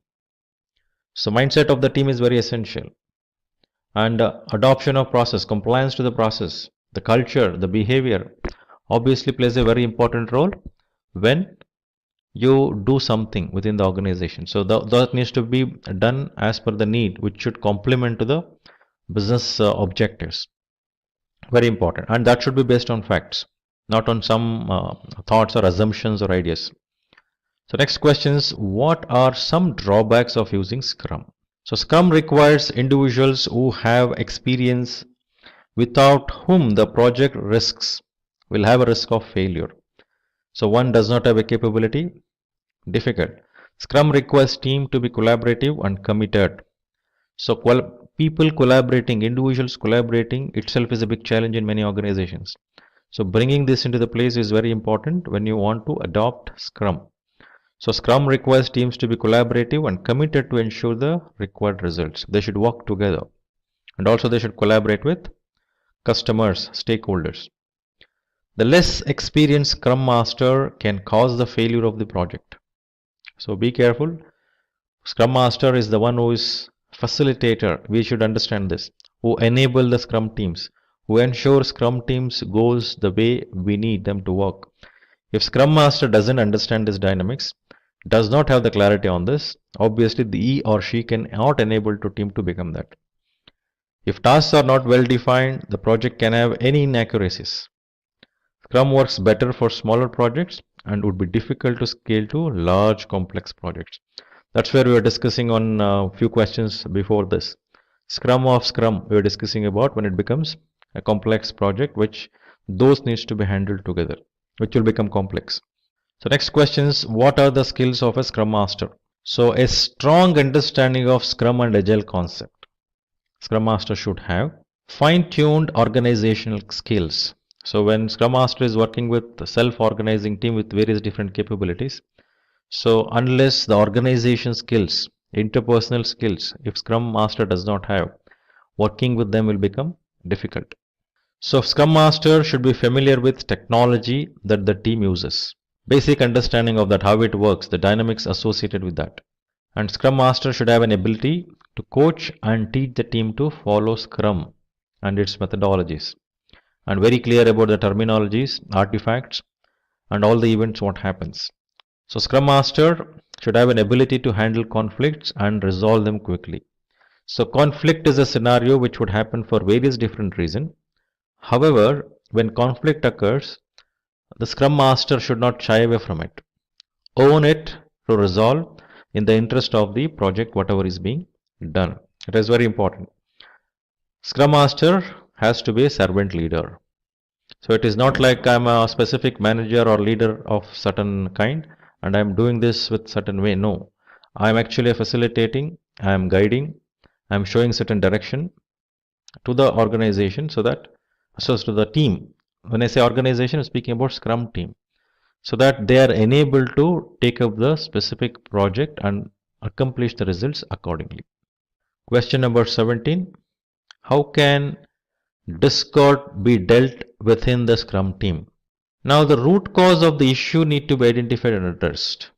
Complete ownership needs to be established when you deal with this, and try to diffuse the disagreements. So emphasizing on the focus area that complements the project. So here when we take up any of the discussions, any of the opportunities or any actions what we take, everything should be revolving around ultimate objective of whatever we are doing. So when we need to resolve something, when we get into the root causes, always it helps to look at the actions in terms of eliminating those causes. So once the causes are eliminated, it is quite obvious you can able to deal with it and address it with easily with the right set of actions. So emphasize on focus areas that complements the project, in the sense that should be the ultimate direction, not my individual interest, not that individual interest. I favor this person, I favor that person. That should not be the case. So favoring this solution or favoring that solution, I'm okay with this particular technology, I'm very happy with this technology, not such thoughts. It is the direction what is set, I should move things in that direction. So to establish a common understanding and to guide the team to that direction. Performing continuous monitoring and providing complete visibility. Very, very important. So next question, what is a user story? So user stories are an agile software development project management tools. It provides the team with simple natural language explanations of one or more features written from the end user's perspective. Now for example, I am a account holder in a bank. So first, what is the facility a bank would give to account holders. There is ATM banking, there is net banking, there is mobile banking, and there is over the counter. Now, when bank is working on creating certain specific features or specific mobile app to the account holders, now what are the things user needs? That needs to be visualized. Now, if I say the role here is account holder, as an account holder, I want to download the statements of every month. As an account holder, I want to download the statements every month. This is what my requirement is. How will you facilitate this? This will provide the insight towards how the bank, what are the features and functionalities, and how these requirements can be fulfilled by the bank, and what features functionality the particular mobile app should have so that account holder can download the statements. So user stories will provide that insights, what every users. So account holder is not just an user here. There are many users when it comes to mobile app of a bank. We have people who monitor it, manage it, who develop it. So they need to have a clarity on what exactly they need, and that needs to be written as part of user story, that what features, functionality can be easily determined out of it. So a user story does not go into detail. It just mentions, as I gave an example, it just mentions how a certain type of work will bring value to the end user. The end user in this case could be external end users or even internal customers or colleagues within the organization. So if I'm an organization, I produce an HR application, I create an HR application for claim processing, which I don't have till today. So that is for internal users. In the bank example, I'm speaking about external customers. So user stories also form the building blocks of Agile framework like epics and initiatives. These help ensure that the team work to the goals of the organization through epics and initiatives. So further, the requirements for making the user stories a reality are added later after discussing with the team. So to write a user story, the involvement of the team members are very essential. They should discuss and come out and agree, yes, this is the features functionality which should be there. User stories are recorded on post-it notes, index cards, or project management software, whatever is feasible and whatever is available there. Next question, how are the user stories, epics, and tasks different? So user stories provides the team with simple explanation of business requirements created from the end user perspective, as we saw the few examples in the previous questions. Epics are the collection of related user stories. They're usually large and complex. So these epics are created with specific objectives in mind, and user stories are grouped. So that will form an epic. Whereas task refers to the one which are used to track work. So they are used to further broken down from the user stories. So there is the smallest unit in the Scrum used to track work. A person or a team or two people usually work on the tasks. So these tasks or through this task, I think the features functionality, what are required to be accomplished are done. So question number 20, what is sprint? Now, as I mentioned earlier in the question number 4, so sprint is the terminology used in the Scrum. I think we explained various different concepts as we went through. So sprint is the terminology used in Scrum, which refers to time-boxed iterations. So we understood what is this iterations in Scrum approaches when we are going through that. The creation of specific module or feature which is part of a product is done during the sprint. The duration of sprint varies between a week or two. So means it's a short duration. Simple few features functionalities are taken and created. So what is velocity? So velocity is the metric used in Scrum that is a measurement of the amount of work that is completed by team during the sprint. So this is help to measure how things are moving, how faster they are moving. It refers to the number of user stories completed in single sprint. So this speaks about that speed, so or velocity. Velocity, how faster we are going, how slower we are going. This helps to vary the variations we can do that velocity depending on what business need. So what are the responsibilities of a product owner? So product owner define the vision of the project. They anticipate the needs of the customer and to create appropriate user stories. So they don't write user stories as such. They definitely have a set of people who should get involved, the team, to write the user stories. A lot of discussion has to happen, brainstorming has to happen to write user stories. but product owner is accountable. So product owner has to evaluate the progress of the project based on this backlog what project or product owner has, and has to be licensed for all product related questions. The team may have certain questions, the sprints, as the sprint progresses. The Scrum team may have certain questions, clarification relating to the user stories. Those needs to be clarified. What is burn up and burn down charts? So generally when we say chart, it is a graphical representation. So burn up chart is a tool that is used to track the amount of work that has been completed. So it is a bar chart. The amount of work completed, the height of the bars keeps increasing in burn up chart based on what is completed, which will show the total amount of work the need to be done for a sprint or a project.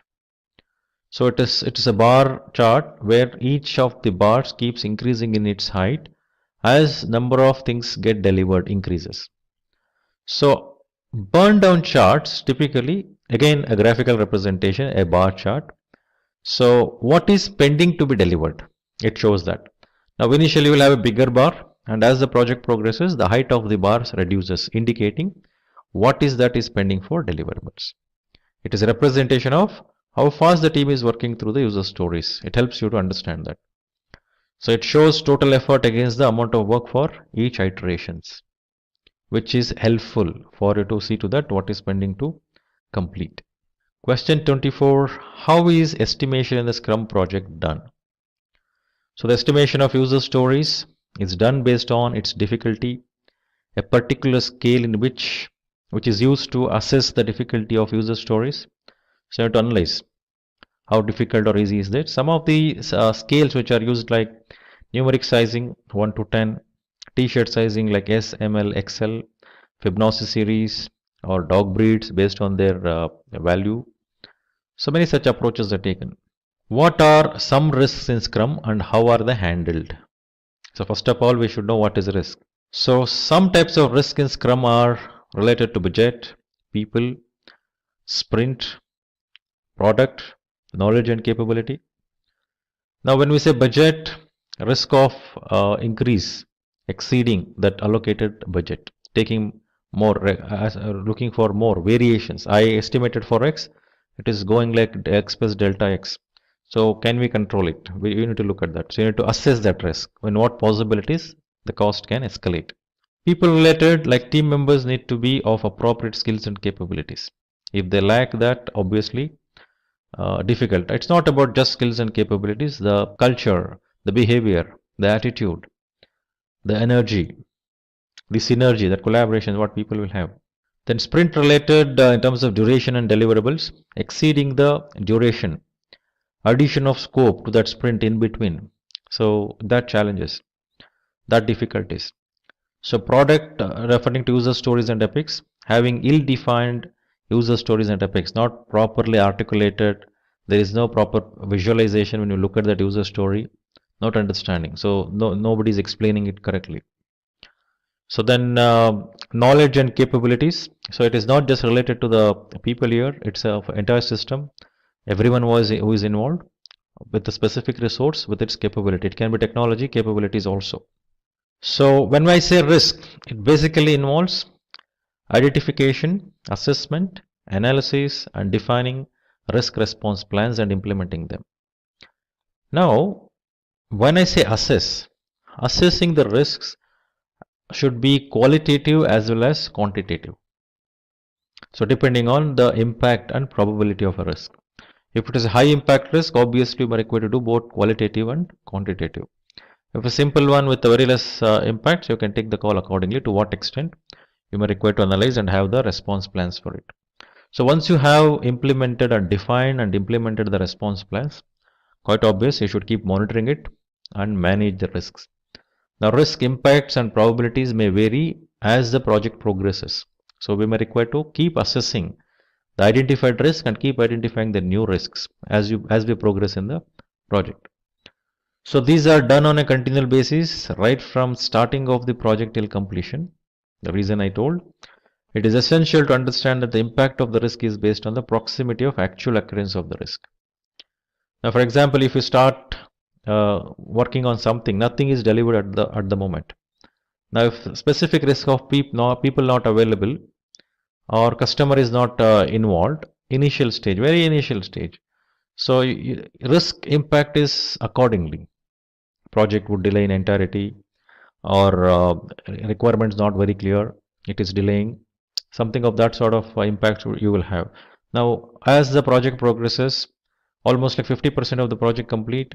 Now there is some challenges or risk associated with issues are occurring related to customers involvement. Now you are mid of project, so again you will have a different kind of impact. 50% is delivered. Now you need to progress, because active involvement of stakeholders including customer is very important when you are becoming agile. So when that is not happening, as an example I'm taking the involvement of customers, the collaboration part of it, if that is not happening, now here the impact level is not equal to the impact level when this happens in the starting of the project. Same type of risk what we are assessing. So that is the reason each of the risks you should keep assessing. The identified one, keep assessing as the project progresses, and check on is there any new risk is introduced as the project is progressing. So next question, what are some popular tools used in Scrum? So these are the list. So you can think of GitHub, Zoho, Trello, Jira Software, Yodix, varies version 1. So now what I am saying is, these are the tools, technology tools. So when we say tools, we cannot just limit our thought to technology tools. So what exactly this tool does? What are the techniques used? That we need to be very clear. Right? The metrics, what is measured, and methodology of measuring it, and what processes are used, what steps are used. So what needs to be used? So unless we are clear relating to specific type of project, usage of these tools may not make any sense. You cannot even implement or customize this for the requirement what you are trying to accomplish. So you be clear about it when you are selecting the tool.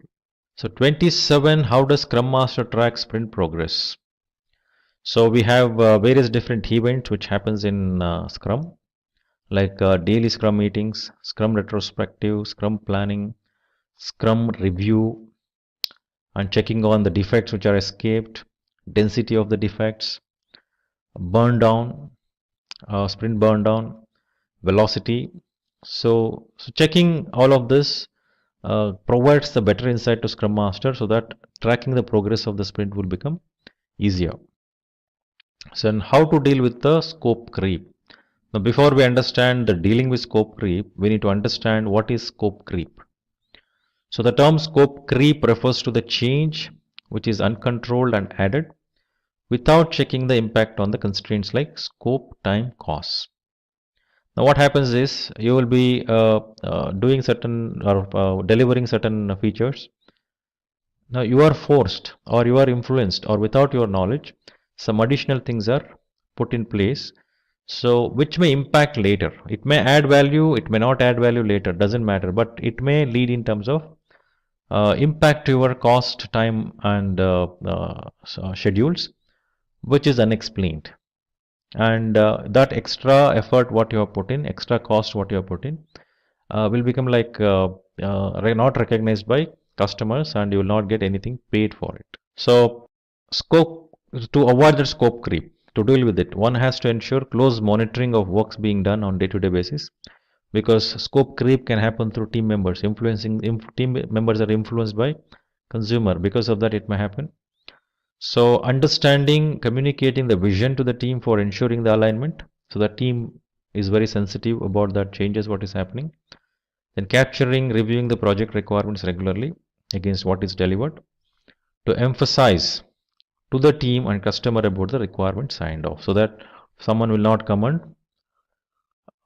influence you or make that additional things to be delivered. They need not push you. Right, ensuring any change introduced to go through change control, so no changes without any proper approval by the authorities, so that only those what is required to be implemented is implemented, and that is done formally through the formal change request. So avoiding gold plating. So it is bit different thought process when we say gold plating. So we who are doing the projects are trying to add certain things into the scope to please the customer, as an example, doing something additional, providing some additional features and functionality for which we are not paid. So scope Creep is not a terminology used for it, but gold plating is the term used. But however, since it is an additional scoping, so we're just added here. So don't say that when the moment scope creep, we says that is not gold plating. Gold plating has a different direction. So just to explain you, along with scope creep, what else would happen to where the additional deliverables would come in, which is gold plating. So question 29, what is MVP and MMP, which means minimum viable product and minimal marketing product. So now minimum viable product is a concept of lean startup which stresses upon the impact of learning while performing product development. So this allows one to test and understand the idea by getting exposed to the initial version of the product for target customers and users. So to accomplish this, one has to collect all the required relevant data and learn from the collected data. So the thought behind MVP is to produce the product, to provide access to the users, and to observe how the product is used, perceived and understood. This will also provide more insight towards what the customers or users' needs are. So when it comes to minimal marketable product, this refers to the description of the product which will have a minimal number of features that addresses the requirements of the users. The MMP would help also the organization reduce the time to market because you have the clarity what is that we may require to provide. Now question number 30, what does DOD means? Definition of done, right? So DOD refers to the collection of deliverables which includes written codes, comments on coding, unit tests, integration testing, design documents, release notes, etc. This would add variable and demonstratable values to the project development. So DOD is very helpful to Scrum while identifying the deliverables to achieve the objectives of project for the stated reason above. So defining the steps required to deliver the iterations, the usage of appropriate tool like burn down to make the process more effective, ensuring on-time feedback throughout the project lifecycle, ensuring the walkthrough of the product backlog items are done and understood correctly. So then creation of checklists for product backlog item, ensuring the DOD is defined to become task oriented, involving the product owner for reviewing during the sprint and sprint retrospective. That is about DOD. The next question, how can a Scrum Master be a servant leader? It's a very important thing to understand. So what is the meaning of the servant leader? The term servant leader mainly stresses on service orientation which a leader should demonstrate. So today we say every organization is service organization. Even an organization who is producing car, if there is no service orientation, they cannot sell. So more stresses on being service orientation. The Scrum Master needs to be facilitator, a guide, a mentor, etc. This helps the team have increased involvement and empowerment. So now question number 32, how can one coordinate between multiple teams? So one of the most common approaches for this is Scrum of Scrums meeting. So where members representing each Scrum team discusses the progress, performance, issues, risk, etc. together. This is complex structure, what you're speaking about. The frequency of these meetings must be predefined, well articulated, well defined. Generally, Scrum Master would represent the particular Scrum team. On behalf of that Scrum team, they would go and represent in the meeting. Besides having a Chief Scrum Master, whose responsible is coordination and collaboration among all Scrums who facilitates these meetings. Thank you guys. With that, we have reached the end of the Scrum full course video by Simplilearn. I hope you have found this informative and helpful. Thank you for watching. Stay tuned for more from Simplilearn. Hi there, if you like this video, subscribe to the Simplilearn YouTube channel and click here to watch similar videos. To nerd up and get certified, click here.